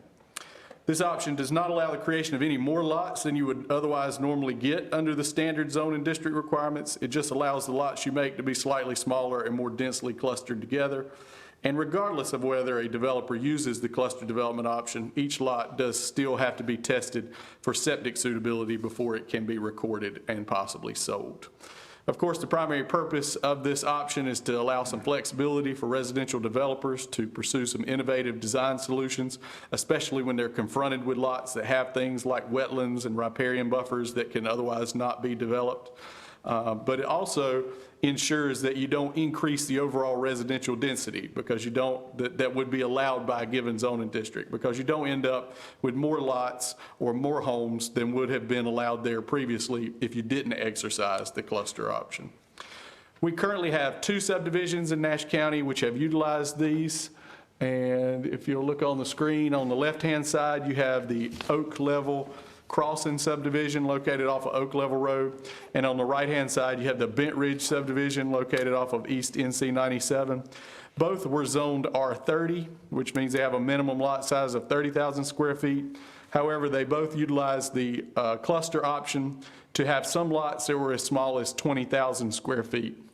As you can see over here on the left side, the trade-off for having those smaller lots is that they established this large shared conservation easement to preserve the wetlands that were located there, and those wetlands continue to be owned by the Oak Level Crossing Homeowners Association. Over on the right-hand side of your screen, you have the Bent Ridge subdivision, which is only partially built out. But what you have is a shared conservation easement here in this corner, which is owned by the Bent Ridge Homeowners Association. That is the area that would normally have been included in these lots if they had met the minimum standard requirement of 30,000. This opens the possibility for them to go down to 30,000. And as we noted on our rezoning, it doesn't mean that every lot's going to be the absolute minimum size that it could be, but it gives the flexibility for some of the lots to be smaller than what you would have. I noted that this is not completely built out. If we'll refer to the next slide, you'll see this is the complete plan for Bent Ridge. And so this ring would be completed to be a public road. And in addition to the conservation easement that's been established in the corner, you would have some additional common area that's set aside around the perimeter. And again, that's area that is near to a creek. It's very wet. It's not good for septic systems. And without utilizing this, these people would have to have large backyards that they would be responsible for owning, whereas this allows them to set it aside and let it just be owned by a single ownership, the homeowners association. So those are our two examples of the cluster development options. The amendment that we're looking at today would not do away completely with the cluster development option, but it would disallow it when you have a zoning district that allows a lot size as small as 20,000 square feet. It would let the developers retain some design flexibility for larger lot subdivisions. And when I say larger lot, I'm talking about those that would be between 30,000 and 40,000 square foot normally. But it would disallow the clustering for smaller lot sizes and give the Board of Commissioners some additional control to be exercised through your rezoning actions to be sure that when you rezone a property to be developed at 20,000 square feet or smaller, that all the resulting lots will be at or above that size. And so it gives you a little more security in knowing that when you are rezoning for smaller lot sizes, there's not this additional method for the developer to go even smaller. The primary change, which is how all the changes are highlighted in yellow, the main one, of course, being the elimination of the bottom of this table. The A1, RA40, and R40 zoning districts would continue to be able to be clustered to the R30 standards, or 30,000 square foot lots, and 30,000 square foot lots in the R30 and RA30 would continue to be allowed to be clustered to 20. But once you get down here to the RA and R20,000 square foot lots, they would not have the ability to exercise the cluster option. So essentially what we're talking about is cutting off this table and removing the struck through yellow portions right here. And then there's some additional language down here which essentially says the same thing as what it's just stated in a different place in the ordinance, and so it requires an additional amendment. One thing I want to point out is that both of these maps that we looked at are clustered from R30 to R20. And so these are the large lot subdivisions. These are scenarios where the developer could continue to use this option. It would be scenarios where the lot sizes are already smaller, where we would be disallowing it. So it does not create any conflict. Say, for instance, Bent Ridge, which has not completely been built out, their sketch has expired and will need to be reapproved by the planning board. So if you were to do away with the option altogether, this developer would find himself having to redesign this substantially. But with the proposed amendment, because these are larger lot subdivisions, we'll leave that option intact, and he could continue to pursue his plan largely unchanged from what he had before. This is, of course, reviewed by the Technical Review Committee on August the 29th, and they recommended approval. It was then subsequently reviewed by the Planning Board on September 16th. Again, no members of the public addressed the board with regard to this request, and the Planning Board voted unanimously to recommend approval of Consistency Statement A for approval, and then an actual recommendation for approval of the text amendment to change the cluster development option to disallow it for 20,000 square foot lots or less. you do have a consistency statement and then a second motion to either approve or deny the text amendment. And I'll be glad to take your questions. Questions of Mr. Tyson on this from board members? Seeing none, I entertain a motion to go into public hearing on item number 8. So moved. Have a motion by Commissioner Richardson, second by Commissioner Leggett. Any questions on that motion? All in favor of the motion, let it be known by saying aye. Aye. Any opposed by a like sign? Motion carries. Ladies and gentlemen, once again, we're in a public hearing to hear from the public on item number 8. And if anyone wishes to speak for or against this additional text amendment, we'd be glad to hear from you at this time. If you would come up, state your name and address for the record. Anyone wish to speak on this item? Seeing no one, I would entertain a motion to close the public hearing. So moved. Motion by Commissioner Outlaw, is there a second? Second. Second by Commissioner Richardson. Any questions on that motion? All in favor of the motion, let it be known by saying aye. Aye. Any opposed by a like sign? Motion carries. Any other questions from commissioners at this time prior to voting? Two-step process, we would need a motion to adopt consistency statement A if we wish to adopt this, or consistency statement B and the items listed under it, whichever one we choose to adopt. Mr. Chairman, I make a motion we adopt consistency statement A. I thought you would do that, Commissioner Combs. Have a motion to approve consistency statement A and those items that are listed under it. Is there a second to that motion? Second. Second by Commissioner Leggett. Any questions on the motion? All in favor of the motion, let it be known by saying aye. Aye. Any opposed by a like sign? The consistency statement A is adopted, and I'd entertain a motion now to approve the text amendment as given. So moved. Motion by Commissioner Combs, there's a second. Second by Commissioner Wells. Any questions on that motion? All in favor of that motion, let it be known by saying aye. Aye. Any opposed by a like sign? Motion carries also. Mr. Tyson, we thank you for your work on these. Great explanation on all of them, and very effective work session we had that day. I had one further update. Mr. Mike Phillips with Public Utilities, while we've been discussing other matters, went back and looked at the distance from the subdivision Poplar Creek that we were looking at to, I'm assuming, the nearest extension that'll be in Phase 1. And so it looks like it'll be about 6,000 feet away, 4,000 to Red Road, then another 2,000 to get to the subdivision. So it's about 6,000 feet from where Phase 1 will terminate. I apologize, Mr. Outlaw. I was going by memory, so it will be a challenge more than likely. Yeah, that's a good distance.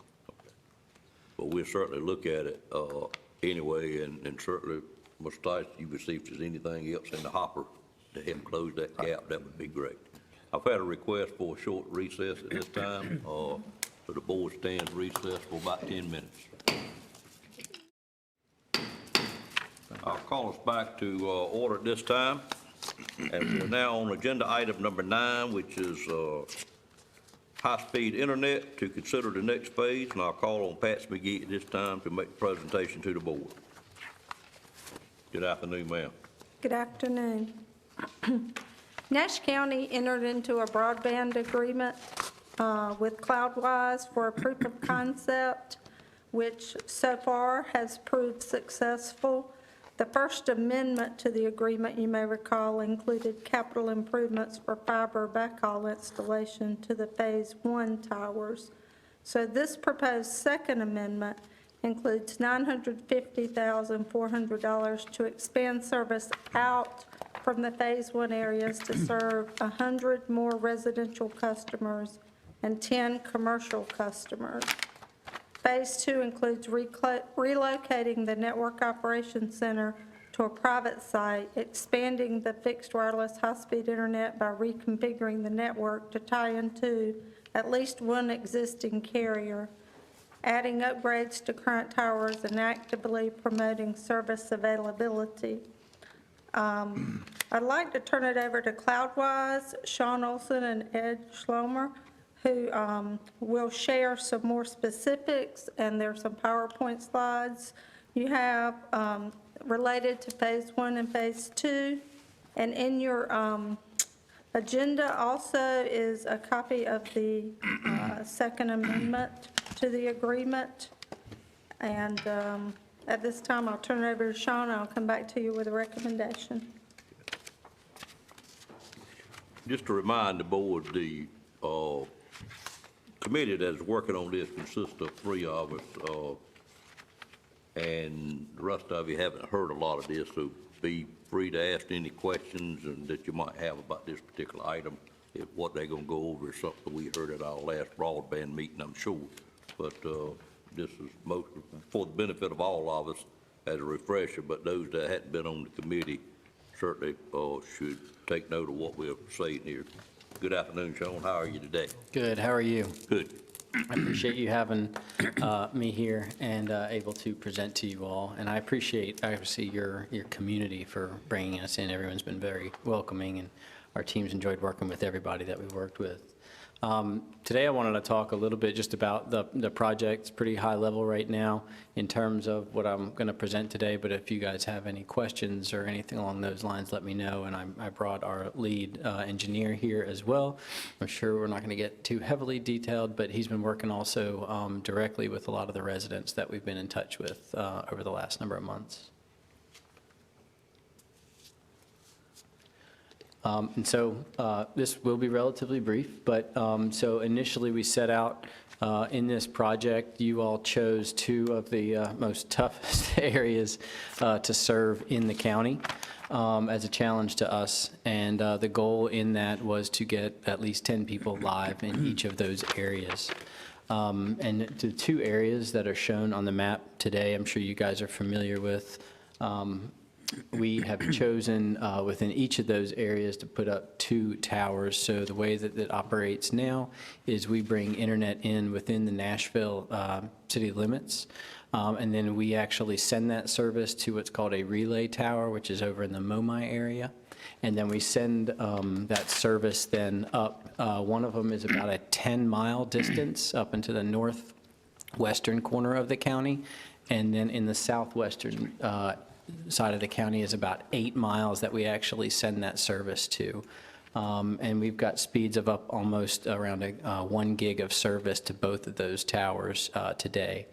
And then from those towers, we actually have some equipment that you're probably familiar with. It's very similar to a mobile service, but it's designed for specifically providing broadband into rural areas utilizing something called LTE. We started this process off with a number of manufacturers to use a technology that was somewhat in a pilot phase, but now has moved actually as of yesterday into the commercial use. And so we were working with that manufacturer to use Nash County as a landing platform to actually bring that technology to be.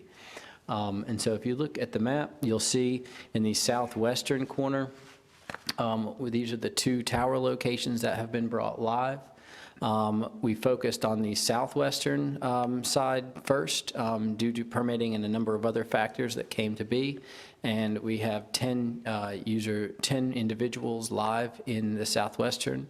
We've been going through a number of edits and changes. The northwestern is obviously, I think you saw on a map earlier, is one of the more challenging with regard to terrain and trees and those sort of things. And so we recently made a modification with the manufacturer to the equipment that is in that area and have gone ahead and accepted, I believe, actually 8 additional individuals. We're working to get that process approved with the manufacturer, and the changes that we've recently made have gotten the individuals that you'll see in yellow now approved for service delivery, which we expect to have those done next week. With regard to the next phase of this project, as we've proposed to actually expand our network, as Ms. Patsy has stated, we will be in the next phase moving away from using the county's internet to bringing on our own provider and moving our operations center so that we can actually start to service these clients, and then expanding our coverage area further throughout the county. And so as you'll see in this area, this is the network map that we've actually proposed the additional build-outs to be. And these are the additional sites that we're looking to cover within the next phase of the project.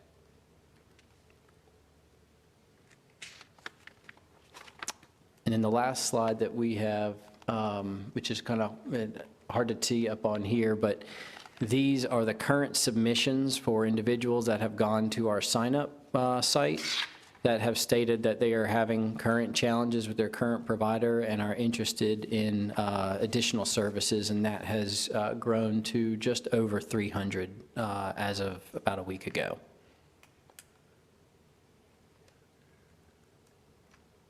Sean, you don't have a map that overlays those two, do you?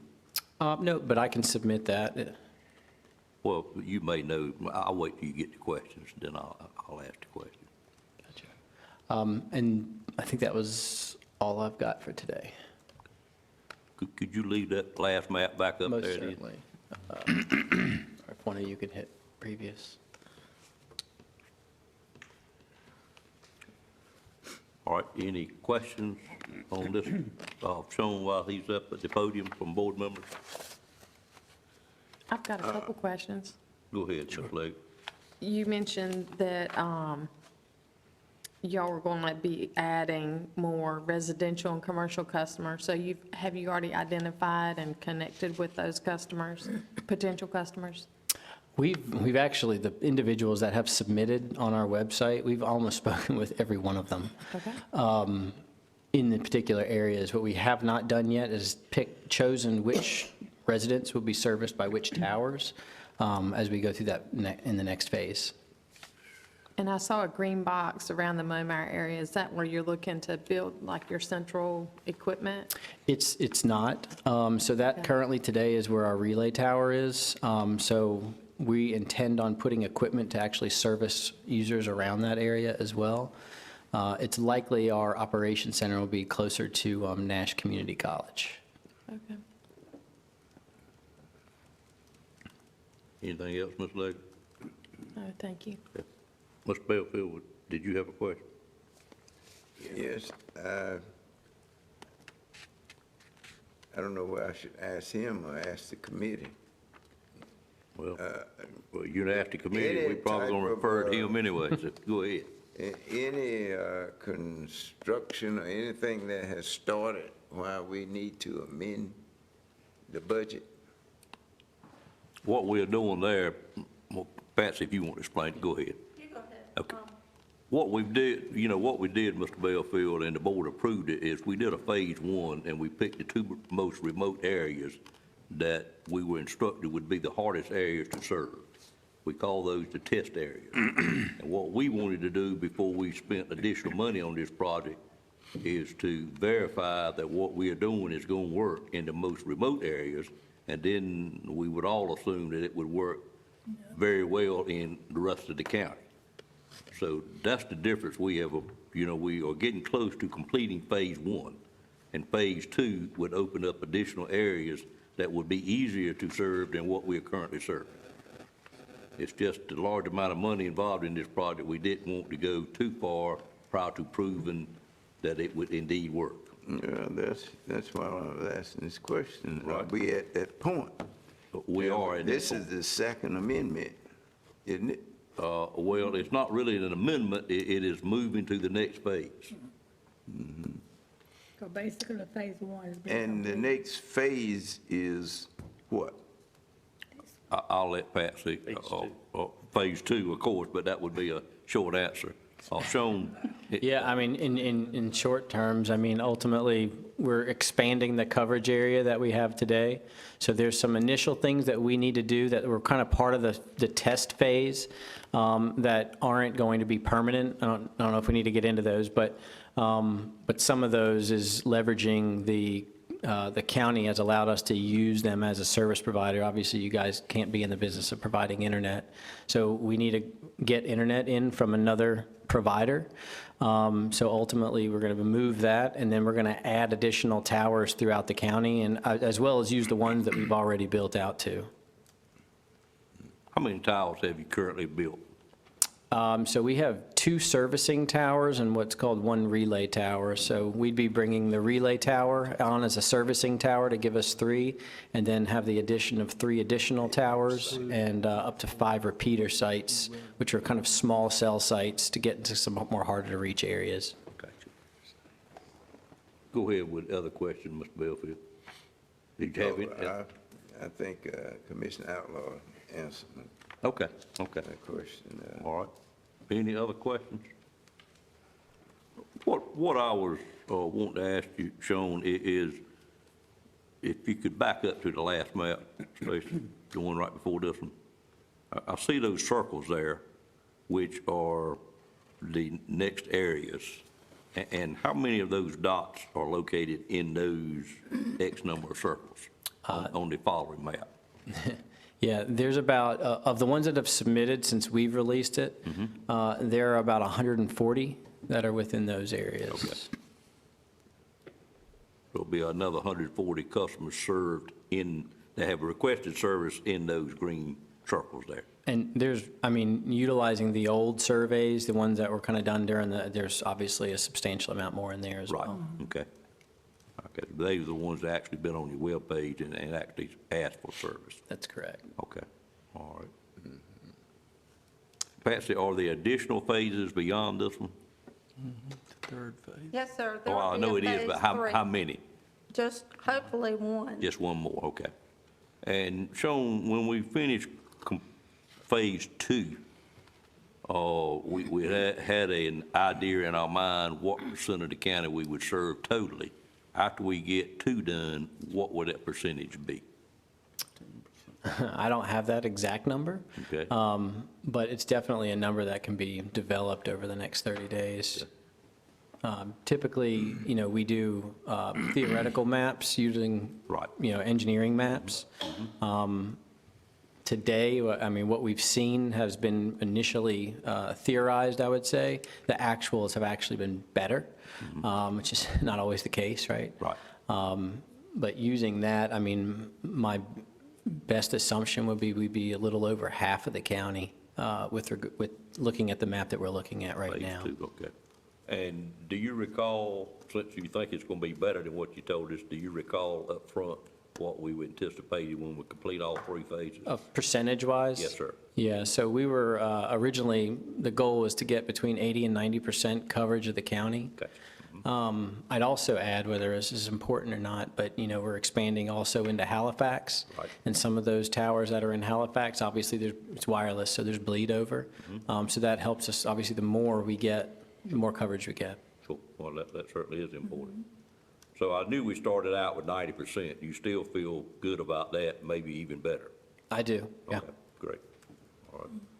But just a question regarding beyond phase 3, there are options available to us to address the remaining 10%. I think we went over that. You might want to. Yeah, absolutely. I mean, we can always obviously add more towers. Some of those areas, actually, there weren't very many vertical assets, which is why we struggled to get service there. But like I said earlier, too, I mean, we always estimate about a 3 to 5 mile area around each of the tower that we can get service to. And we've got, one of the areas that we're doing right now is just a little over 6 miles that we've reached that service to. I would say that if I had expanded all my circles to 6.5 miles, it would be 100% coverage, but there's other things to factor as well, but that's promising to me. I just didn't want the 10% or 5%, whatever it is, to think that they didn't have it and they could never get it. Yeah, I don't. There are going to be I mean, options. Absolutely, there are options. Other questions, comments? Yes, I have one for Ms. McGee. At our Upper Coastal Plain Council of Government meeting in August, they announced that the executive director that they're working on 5-county broadband, they have a committee, and I believe they say you own it off representing Nash County.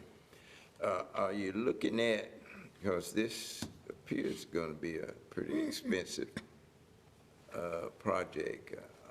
They're looking at, through the Council of Government, some grants, possible grants to help finance this. The COG, my understanding, is investigating possible grant funding, and certainly Nash County is a part of that, and we are separately investigating our own, of course, continually grant funding for our project. And in fact, next week, I'm meeting with another county to share with them what we did to get to this point, so hopefully that they can, use that as a model to help them. But we plan on applying for great funding as soon as the state budget is approved and those guidelines are released. The county wouldn't actually apply, providers apply for that, but CloudWise has told the committee that it is certainly in a position to be able to do that for us. For Nash That's in the County. current budget, but of course, we all know where the current budget is. As soon as we can get that approved, there is one pool of money in the proposed budget that we could apply for. Of course, it would be the vendors applying for it. Okay. That would. Well, it quite was a bit. real interesting when they said it, and it was saying each county had a representative on the committee that's working on it, and I want to know who was it from Nash County. Right. So when they told me, Sure. and I said, well, that's the right person from Nash County. It's an informal group, so certainly anybody's welcome to come. And next time we have a meeting coming up in a few weeks, I can send that out, and then if people are interested, they could come as well. Okay. Any other questions? Patsy, when will this phase 2 work begin? Sean could probably answer that better, but it's due to begin immediately upon execution of the contract and to be complete by June 1st of 2020, according to the agreement, the amendment. Will those come on all during that period of time, or is it a June 2020 before anybody else gets service? I think we have said it would be intermediate all through the process. Absolutely. Okay, Be incremental. incremental, yeah. Other questions? I have a question I think I've already asked Sean, but in these two areas, these two test areas, as soon as we approve phase 2, people in those areas, you could go on and install equipment, and they can start having service soon, is that right?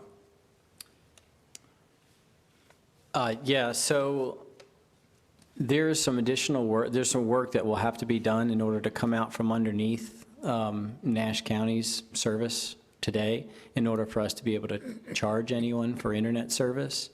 Could we get free service to more people during that particular time? It's Okay. possible. My recommendation would be, How long would it take you to get out from under Nash County's service, get your own setup so you could actually start signing up paying customers? yeah, understood. Our goal is 60 days. That's great. I want to see customers coming online before the end of the year, for I sure. would think so. What he's referring to, of course, is we've been playing or running the system off the county's internet as a trial period. And of course, he doesn't want to add any more free customers, which I understand. And of course, the county, our technical people are telling us we need to get off the counties and not build it anymore because we're using up our own data. So we both have an interest in turning it over to him, and this is what phase 2 does. Other questions? All right, thank y'all, appreciate it. What we're here today to do is first approve the contract moving into phase 2, and then we are going to add a budget item. I'm going to request an addition of a budget amendment added on the end of that if indeed we move forward with 10. Just looking at where we are, and I've talked to Patsy a little bit and see we are not quite through with phase 1. We've got some pending items, And our whole process has been continued moving into two of having these basically 20 customers up and running and it working properly. So what I would suggest the board do, because we do not want to hold this thing up, is to consider approving what we got for us today, before us today, to move into phase two, which would also require us to approve the funding for it. But I'd like to do it subject to us having phase one completed, which we are told will be done next week, and staff being able to verify that we've got those, because our whole system and the allotment of these funds has been contingent upon us proving that this system works. And just myself, and as cautious as I am, and I know all of us are, I'd want to put that small contingency in there just to make sure that's where we are. Does that suit, Dan? It's your area, Ms. Richardson? Okay. All right, if that's okay, I would like to entertain a motion to approve this contract for phase two, subject to verification from staff that phase one is completed and properly working. I'll make a motion, we approve that motion. Okay. All right, I have a motion by Commissioner Combs, a second by Commissioner Richardson. Is there any questions on the motion? I will ask the attorney, are you okay with us doing it that way? And we'll just date it at the time staff says we are there. Sure. Okay. All right, all in favor of the motion, let it be known by saying aye. Aye. Any opposed by a like sign? Motion carries, and we certainly, on behalf of the board, appreciate all the hard work on this from Cloudwise, as well as Patsy and many other staff members that has been involved in this. And with that approved, I'd like to ask permission to add an item 11 to the agenda, which is for a budget amendment to provide the funds for this additional phase. Is there a motion to add item 11, budget amendment, to the agenda? So moved. Have a motion by Commissioner Outlaw, second by Commissioner Richardson. Any questions on that motion? All in favor of the motion, let it be known by saying aye. Aye. Any opposed by a like sign? Donna, would you like to present this? And I think you have it before you, if I'm not mistaken. Well, the first item is actually the capital project ordinance amendment. Okay. And that is to move from phase one, proof of concept, to phase two for the project. Right, that's item 10. Right, and that is adding to the capital project $952,400. The contract is for $950,400, and I added in $2,000 for administrative legal costs, and so it's $952,400 that I'm adding to the capital project. Do all commissioners have this you gave me? They do. The budget amendment? Okay. And then the second item, which, Well, let me get approval of item 10 first. Well, you through with that presentation? I am. Okay, I any am. questions, Adonna, on the agenda item we already had, which was item number 10, which is the capital project ordinance for high-speed internet? Entertain a motion for approval. So moved. Moved by Commissioner Richardson. Second. Second. Second by Commissioner Outlaw. Any questions on the motion? All in favor of the motion, let it be known by saying aye. Aye. Any opposed by a like sign? And then you have at your places a budget amendment, which we added as agenda item number 11. so this budget amendment is to appropriate fund balance and to transfer funds to the high-speed internet project for phase two and this is based on the approved Cloudwise agreement and the approved high-speed internet capital project amendment, and it's a fund balance appropriation of $952,400. I'd first like to ask the manager, is this approved in our current budget? We don't have it appropriated. We'll have to take it out of fund balance, appropriate. Okay.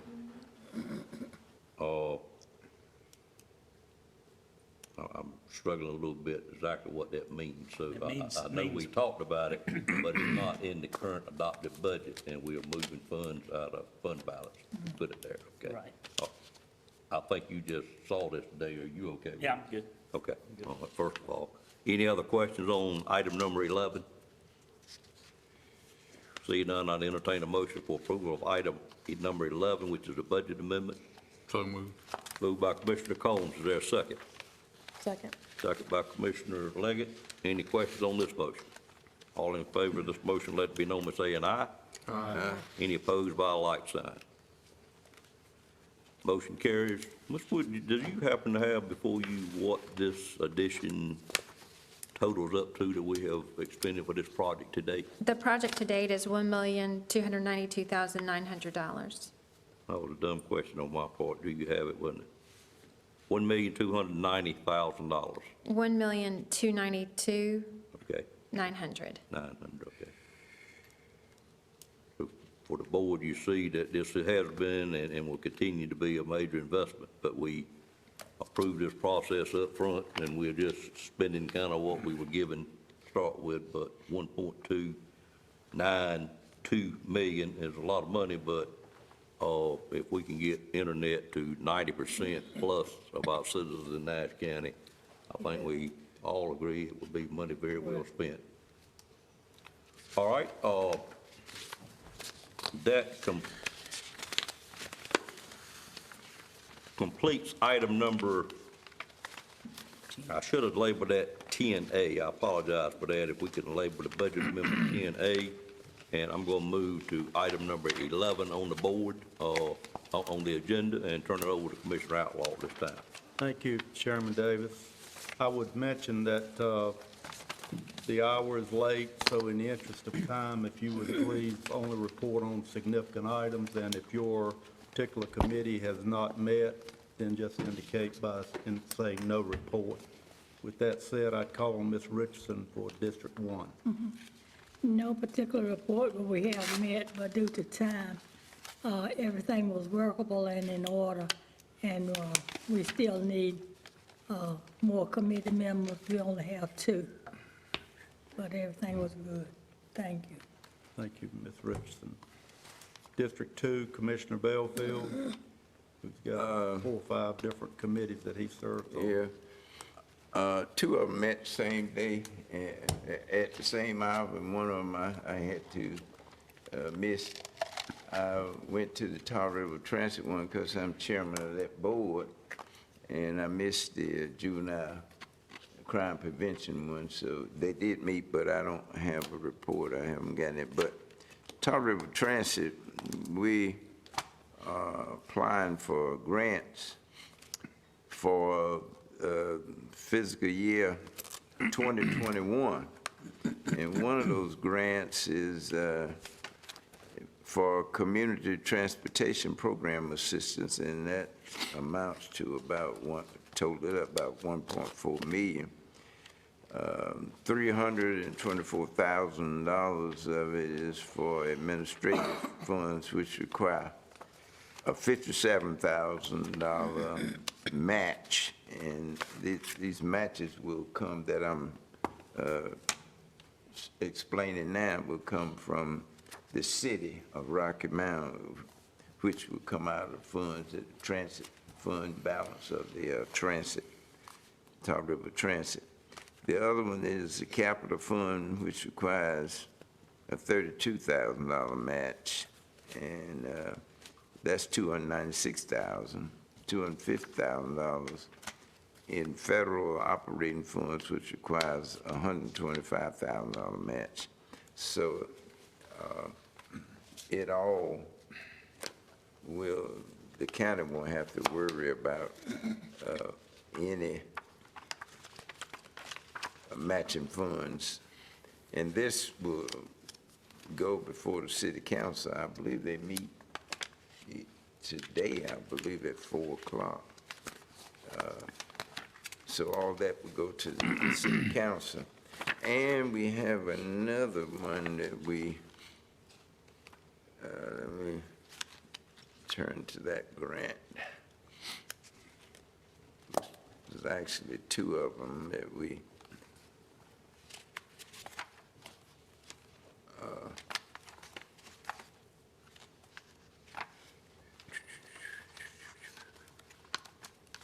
thought I could get to them real quick. But anyway,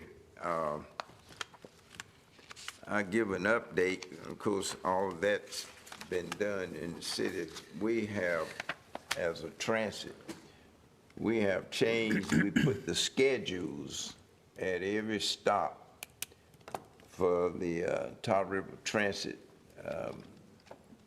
buses so that people can read where they need to go, time the bus run, and where they can transfer and everything. And the ridership has increased, and also out in the county where we have transit going, it's also showing a slight increase. So I think the Top River Transit is doing a great job in providing transportation when needed. And several agencies also request transportation from the Top River Transit. The other grant that we approved was for 2021 is mobility for seniors and individuals with disabilities and appreciation. What we're going to do is have, in that connection, is vans that can service people with disabilities, whether it's mental or whatever, and as well as for our seniors. And that will encompass both counties, plus the city of Rocky Mount. And if I can get to it real quick, I don't want to hold you up. I could tell you the amount of money, but it's not. Anyway, these are grants that we feel that we need, grants that we think we will be able to get to handle those two entities that I'm talking about. Also, next year, in March, we will be replacing 9 of the transit vehicles, not the buses, but the others. And those vehicles will go on the market. The used one, most of them will have at least about 200,000 miles on them. Some of them maybe a little bit more. But they have to be handled by the Department of Transportation because there are federal funds and state funds involved. So we have to turn them over to them. So there will be 9. We replaced 9 this year, and there'll be 9 next year. And then we should have a complete full fleet with low mileage. Oh, and but that's it. You have anything to report on the need board? Not. No report. Well, I think I thought I reported on that we had to make some personnel change. I thought I did that the last time, didn't I? Well, it's nothing new to report other than the Head Start program started a week late. And also, we've taken them through the personnel and everything, and the staff has been in training to make sure that they will comply with the rules and regulations that's required of them by HUD. And for some reason, in the past few years, the staff had not been operating exactly under the rules and regulations like it should. And so we feel good now that we're moving forward. Some of that training that they had, the board members, those that could, attended. So we have some idea too as to what needs to be done. That's the exist of a need at this point. Thank you, Mr. Belfield. Anybody have any questions for Mr. Belfield? Hearing none, District 3, Commissioner Cone. Yes, sir. The Agriculture Advisory Board has not met. They will meet on October the 14th. Health and Human Services Board met August the 15th. Just to summarize that real quick, there had been a request from the city of Rocky Mount to get allowed their animal control officer to be certified rabies vaccinators, and our board had kind of rejected that, but they came back and inquired, and they had some of the veterinarians come ask us to do that they just didn't have time to do it all. So the board did support the request that animal control officers in Rocky Mount be certified rabies vaccinators. Then we had a report from Veterans Services. Tyler stated that in July they talked to 180 veterans that visited their office.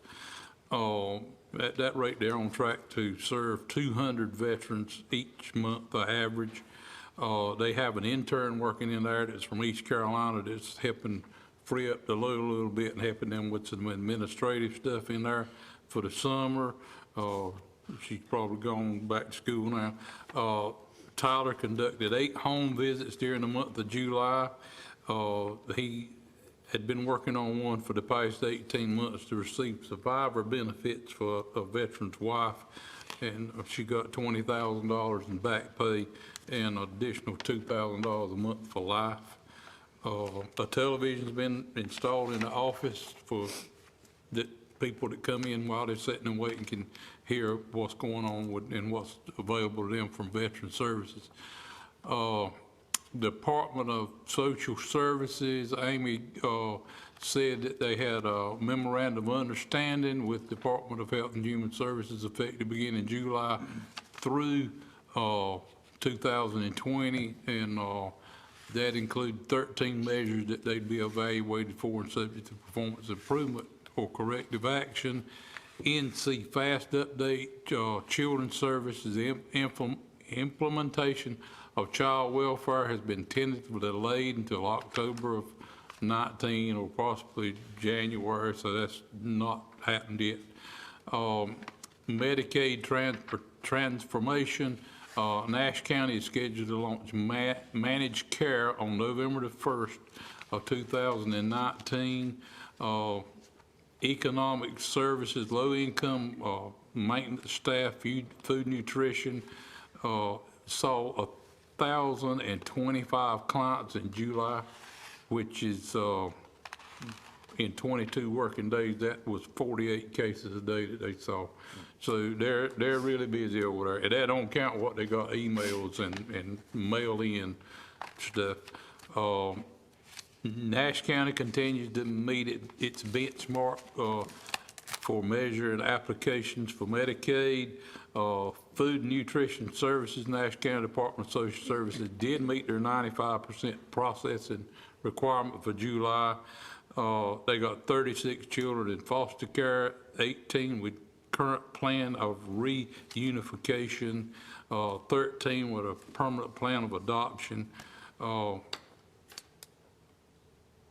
They do have vacancies one in Children's Services over there, one adult Medicaid, one in Family and Children's Medicaid. We currently have 19 people in the county that serve as guardians for adults. The child support collections has been set with $722,431 for July, and this year they have collected 722. That was through the end of July, which figures the same for the year, 722,000. Bill Hill gave an update on the health department. Nash County Health Department has received Mother Baby Friendly Care Clinic Award.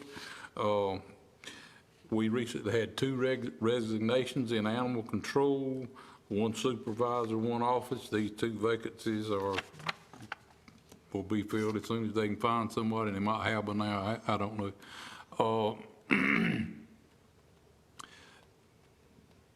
That's all I have from the Health and Human Services. On Tuesday, July the 23rd, the Trillium Board met. I was sworn in as a member of the board.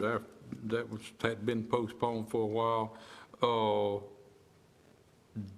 Department of Health and Human Services is introducing what they call a standard plan for these healthcare providers, which means that Trillium from now on, and I know just enough about this to be dangerous, Trillium from now on will only handle the worst cases, but they will handle those cases, not only mental health, but they will handle their physical health and home care, whatever they get, they'll handle that whole patient, not just the mental health. And then the ones that are least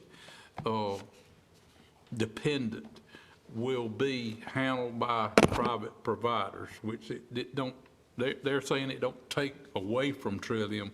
It gives them more responsibility for the more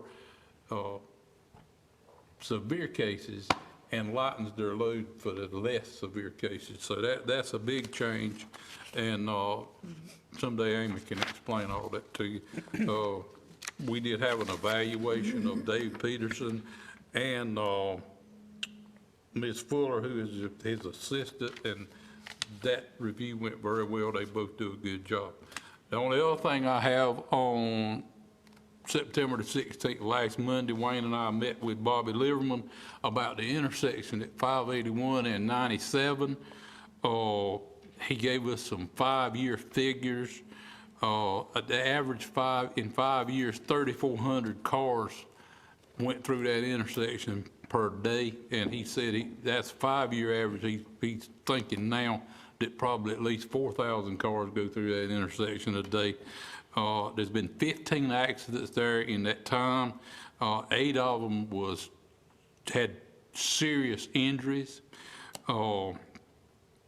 So his proposal at this time, and I got a map, somebody wants to see it, but those fan outs on 581 will be done away with, and everybody will go straight to the stop sign and stop and turn right or left from that point, because that if you're coming from south headed north on 581, you want to turn right on 97. He said that fan there gets you below that hill that 97 has as you approach that and curve. You got 3 seconds to pull out from that fan to get on 97 before a car pops that hill on you. So he feels like it's a lot safer. They considered a 4-way stop. They considered a caution light, but he thinks this will make a world of difference, that you do away with those fan out turn lanes and everybody goes straight into the intersection and stops. That will help a whole lot. So they're going to try that now, they're going to start on it as soon as they can. And by the way, he mentioned it don't have anything to do with Dollar General coming there, that this was already in process before Dollar General asked for a rezoning there. So that's all I have, unless you have a question. I just wanted to mention also that getting into that Dollar General, which what they're doing had nothing to do with that, but you can only enter that Dollar General from 581. You cannot enter or exit on 97. So, thank you, Commissioner Cohen. Anybody have any questions other than the Trillium thing, which he knows just enough about to be dangerous? Good job. All right. District 4, Commissioner Leggett. All right. I'll report on the Nash UNC Board of Directors. We met on September 5th. That's the Thursday as the most recent hurricane was coming through. We met that day, and one thing of record there, they do have a buyer for life care. They call it their LTAC, long-term acute care facility. Due to the nature of that buyout and it being in bankruptcy, that hasn't been finalized quite yet, but they do have a buyer and don't expect that to fall through. as I mentioned at the last report, they are continuing to work aggressively towards their customer service goals and their financial goals, and they are making significant steps and improvements. It's very, very good to see, very promising there. Also, last Thursday, I had my board orientation. So we met for several hours, and I was able to tour part of the facilities. I got to tour the Nash Cancer Center and the Nash Heart Center, and those are just first-class facilities. If y'all haven't had a chance through community events or otherwise, I really encourage you to go and look around there. You've got excellent staff and first-class facilities. It's definitely something to be proud of there. You know, one other thing that they taught us about in the orientation was one of their deliverables called Carolina Care. It's just a culture that they've developed there, just where the care, everybody is accountable for the care. You know, the patients, the families, the staff, the doctors, everybody is responsible and trying to be pleasant and accountable.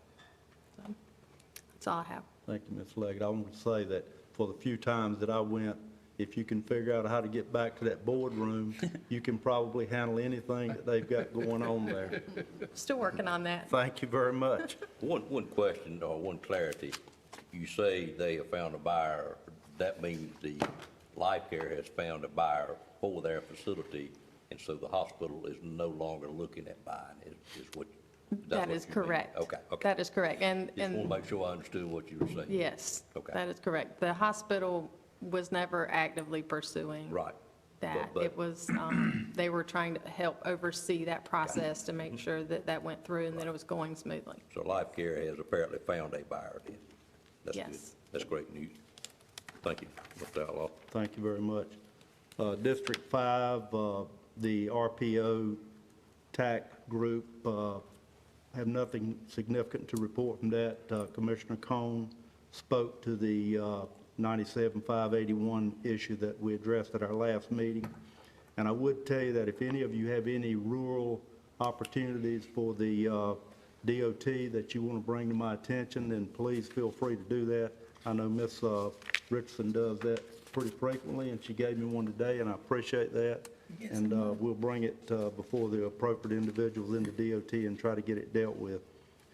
For the broadband, we had a good review of that today, and I appreciate that, and appreciate the partnership that we've got with Cloudwise. Thank you guys for what you're doing. Did you have a comment, Ms. McGee? I looked at my calendar, and the Upper Coastal Plain Broadband Task Force meeting is October 15th from 10 to 12 at the Gateway Technology Center, if any of you are interested in coming. And our next meeting with Cloudwise will be on October 28th, and phase 1 will be complete, and phase 2 will be in implementation by then. Any of you interested in that meeting on the 15th, then make note of it. For Nash Community College, I've got a handout. I won't go through all the information, but the handout will give you an update on the Vet Tech Edition. It'll give you an update on campus security, give you an update on the Connect NC bond funds, as well as other non-bond capital projects. And I would also mention, I'll put it in your mailbox before I go out today. I'd also mention that Dr. Lou Honeycutt starts at the college on November the 1st. So we'll try to make plans to get Dr. Honeycutt before the board, to meet the board at the first opportune time. Any questions? Okay, District 6, Commissioner Wells. Excuse me, the only thing I'm gonna report on is the STEP had a summit in August, and it was a very successful summit at Nash Community College, and I want to thank the commissioners for attending. No other reports. Thank you, Ms. Wells. And finally, District 7, Chairman Davis, and once Chairman Davis completes, then I'll turn it back over to him. All right, thank you, Commissioner Outlaw. The committees that I'm on, the only one that has met in the last month is the MPO, which met on 9/16/19. We had 2 action items. One was to draft the proposed STIF for the period of time between 2020 and 2029, which is our next 10-year STIF. And of course, what STIF program is, STIP, is those projects that we have prioritized and put in the budget. I did give a copy of that to Mr. Boone, so if you have any questions about it, it's a pretty long document, but it tells you each project that we have asked for funding on moving forward, and he has it in his office. If you have a desire to look at it, certainly call him and he can email it to you. It was a little more than what my computer at home could transmit, so I just gave him a copy, a hard copy to have at the counties so they could transmit that. It's a lot of information in there, but a lot of good projects moving forward. The other action item we had was a very minor item, and it was Title VI Plan Adoption, which basically covers those items about non-discrimination, et cetera, in highway projects. The update on the STIF projects that we currently have underway, Wesleyan, for your information, I'm sure some of you be interested. The Wesleyan project, which we all steer ourselves around, is 83% complete as of that date on 9/16. It is still due to be completed by May 2020. Most of it will be operating in the next month. The one thing that will be lagging quite a bit is the bridge expansion right there at Sam's Club. So you'll see that been worked on for quite a period of time. Springfield Road widening over on the Edgecombe side is currently underway as well. I think that was reported to be about 50% complete. Sunset Avenue / I-95 interchange is scheduled to be let on October the 15th. It has been done by a design build project, so very long time project coming. It actually is going to bid during that period of time on October the 15th, so I think we should all be delighted on that particular item. I know the town of Nash was real excited about it also. Eastern Avenue Extension, which is Sunset Avenue itself. We call it Sunset Avenue or Eastern Avenue because it comes out of Nashville. It is also going to be let at the same time, which is October the 5th. Wayne, I know you've worked on that quite a bit as well. The only thing that was not real good news was the old carriage road widening got delayed because you probably read a little bit about shortfall in DOT funding. That has been delayed into a fiscal year 2021.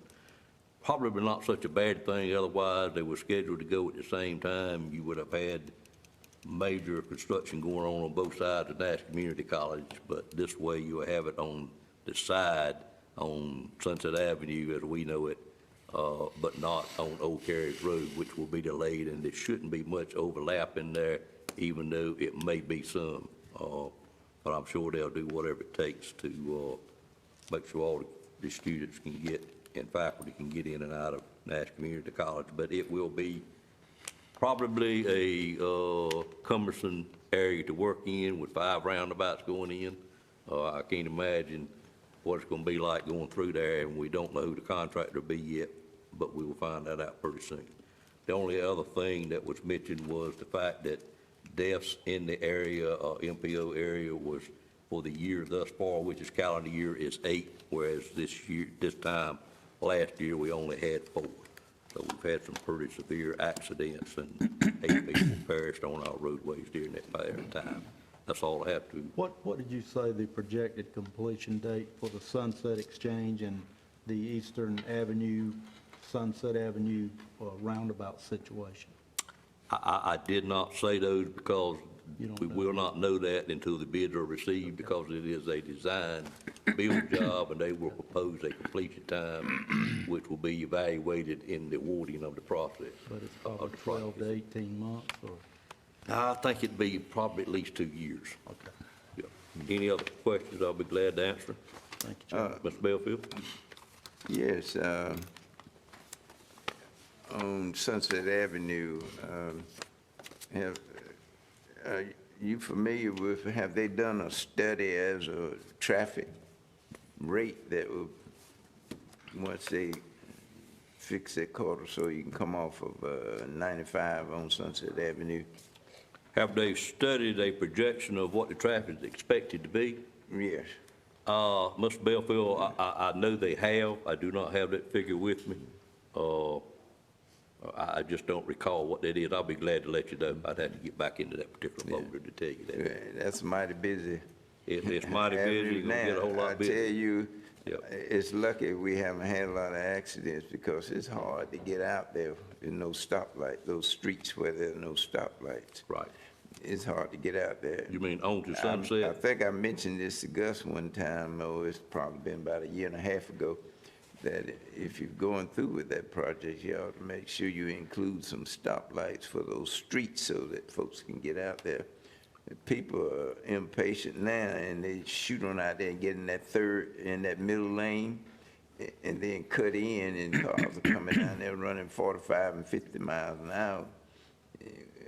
We're lucky that we haven't had a lot of accidents there now. Well, you might want to, I may probably need you, or Mr. Outlaw, who's more familiar with it, I am, may want to go over the design with you because that little turn lane won't be there anymore.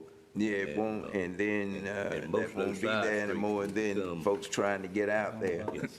Most of the side streets. And those lights up there at Winston Avenue, plus the one up there at Zebulon. Now, you in an area we're not Yeah, talking about. both of them are working together. Right. So the traffic is constantly going.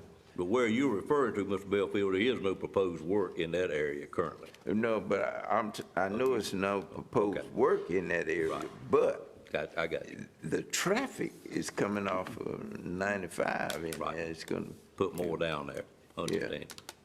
Understand what you mean. One thing I failed to mention in my tropical transit report that I should have, that second grant is to expand evening service also for the county, the city as well, for seniors and people with disabilities. Okay. All right. Chairman Davis. Appreciate it. We are out now on item 12, which is adjournment. Prior to doing that, I got a little item that has really been on my mind the last couple of weeks, and I've talked to Donna just a little bit about it, but as we know, we give money to various organizations throughout the county, which is taxpayer or ad valorem taxes, and becoming a little concerned about some of the funds we give and the accountability of what we as board are getting back by giving those funds or where our money actually went. What I'd like to do, Mr. Lamb, is just overall, if we could develop a policy when we give money to nonprofits that are tax money, that we establish some reporting mechanism such that we have knowledge of exactly where those funds went, what it was spent for, and documentation for what it was spent for. If that's not too much to ask, Ms. Wood didn't jump up and run me out when I talked to her about it, but I just do have a concern. And really what's concerning me, I guess as much as anything, is we continue to turn up situations with some of our boards for which we've appointed members to where we got some troubling situations, and what's currently on my mind is my sister's house. Quite frankly, you sent out a memo. Apparently, the county staff has decided to withhold funds from that organization. I began getting calls about 3 weeks ago from employees over there, contract employees, where they weren't getting paid. Some of them were owed 2 or 3 months without payment. I don't know really what's going on there. They have their board that runs that place. But then when we dug into it, we find out that Nash County is owed about 4 months worth of back pay for our deputies that they utilized. Edgecombe County owed the same thing. It's just a lot of trouble in the things, and then it looks like we're gonna give up a grant that my sister's house got for about $1.4 million to help for legal services of some of these people that use my sister's house, and I've just found over the years that anytime you receive any kind of grant and you don't utilize it and let the money go back, that generally it's very hard to be considered for a grant in the future. That's my real concern there. But we've got some people with the Governor's Highway Safety and Crime Commission that is looking into what's going on. Mr. Evans, our DA, is on that board, and he is. Crime Commission. Governor's Crime Commission, yeah, I did say it quite right. Governor's Crime Commission, he is on that board, and he's doing what he can to make sure we don't get tagged as someone that didn't look out the business, so we won't lose that money is what we hope, even if we have to put it to another organization. But just in general, you know, Mr. Lamb, in your time, we've had a couple more situations. I won't name them because they have been cleaned up and they all look good, but I just think we need to do a real good job of monitoring what our citizens' dollars are actually paid for. And we'll continue to work on my sister's house. You indicated that we would be holding funds until we got determined what exactly the issues are with that particular organization and that board. If you want to elaborate on where you are with it, I think the board would have a key interest in it. Yeah, I'll briefly elaborate. I did send out to all the commissioners last week a copy of the contract that our sheriff's department has with my sister's house, as well as an accounting of the unpaid invoices that the county has submitted to my sister's house. And I just want everyone to know that this part of their bigger grant was for 1 year subcontract that was supposed to end September 30th of this year. Subject to the agreement, we have submitted all documentation to my sister's house from the sheriff's department, detailing their work, their hours, and have submitted those invoices for payment. I know that the sheriff's department's complied with all the laws, ordinances, codes, rules, regulations in paragraph 10. I think if you look at page 3, which is the fiscal accounting of those funds, we were receiving the funds up until April 22nd for the period ending April 21st. And then you can see there's 5 pay periods. The sheriff's department, they have 28-day pay periods, and you can see there's 5 pay periods totaling $36,600 that we have not been reimbursed with. We have not been reimbursed by my sister's house.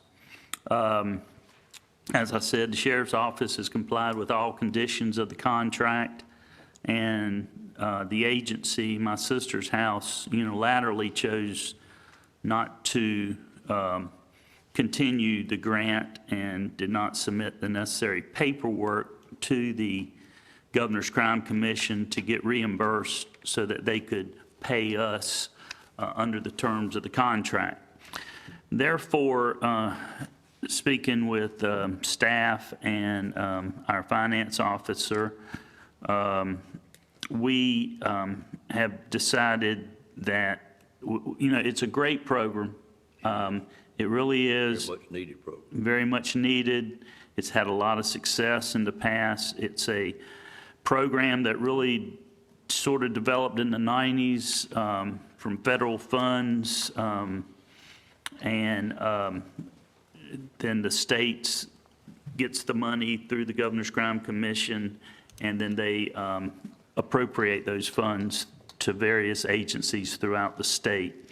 You can see there that we, the commissioners, have appropriated $9,200 this year to my sister's house, and they have been paid the $2,300 for the first quarter.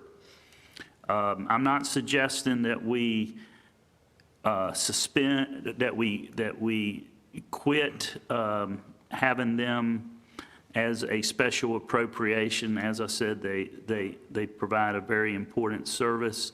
However, it doesn't make sense to continue to pay them while they have outstanding invoices. So what we're doing is the remaining $6,900 this year, we are withholding until we either get the 36,600 that we're owed and have properly submitted invoices for, or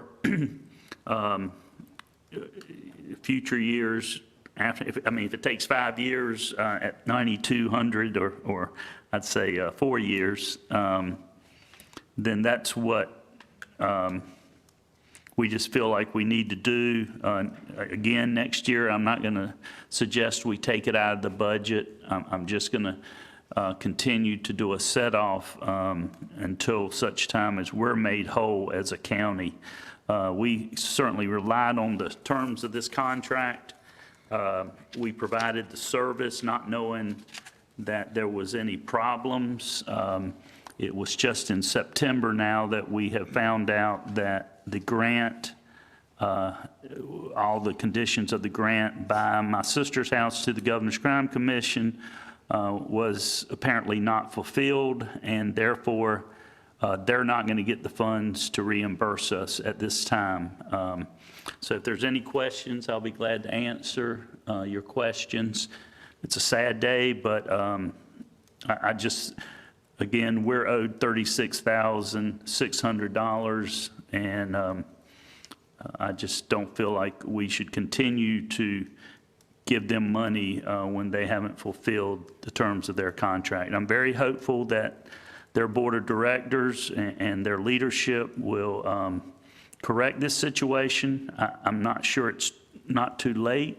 I don't think it's too late to go ahead and comply with the Governor's Crime Commission requirements to get this grant, to get this money that has been, that our county has spent in reliance on the contract that you have before you. But if you have any questions, I'll be glad to answer. So where they gonna get the money to reimburse? If they don't get a grant, where they gonna get the money to reimburse?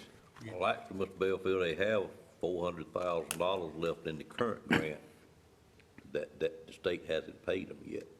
That They owe get. They could get $4,000. $400,000. It kind of sound like they heading for termination. If we Shut down. If they could get, well, that's what we hope doesn't happen. If we could get the correct paperwork in there to be able to draw down on it. That's the issue. Other questions? They're actually going to close the Rocky Mount office and just have one in Tarver and Nashville. Correct. That's what we've also heard. They are closing the one down at Station Square and leaving one currently at Nashville and Tarver here. Anything else? Mr. Davis, I agree with you on having contact with these organizations periodically, a couple times a year, whatever. Just see, make sure everything's in place, you know, a reporting session or something, documentation to show they used it right. And that kind of protects us a little bit. Right. What I hope we do, Mr. Lamb, is y'all establish a policy and then let the board know what their procedure would be with all the nonprofits that we give money to moving forward. Just We do get their audits, correct? If they have an audit, yeah. If it's an organization that has an audit prepared, we do get a copy of that audit, but we will work to come up with some standard operating procedures. Yeah. I think that would help avoid this type of thing in the future, maybe. All right, anything else? Do you have any need to recess, or are you okay till the next meeting? We're good till the 8th, is it? No, the 7th. 7th, I believe it is. 7th. Anything else from board members? Entertain a motion to adjourn? So move. Second. That was quick. Motion by Ms. Richardson, second by Mr. Belfield. Any questions on that motion? All in favor, let it be known by saying aye. Aye. Any opposed by a like sign. Stand adjourned.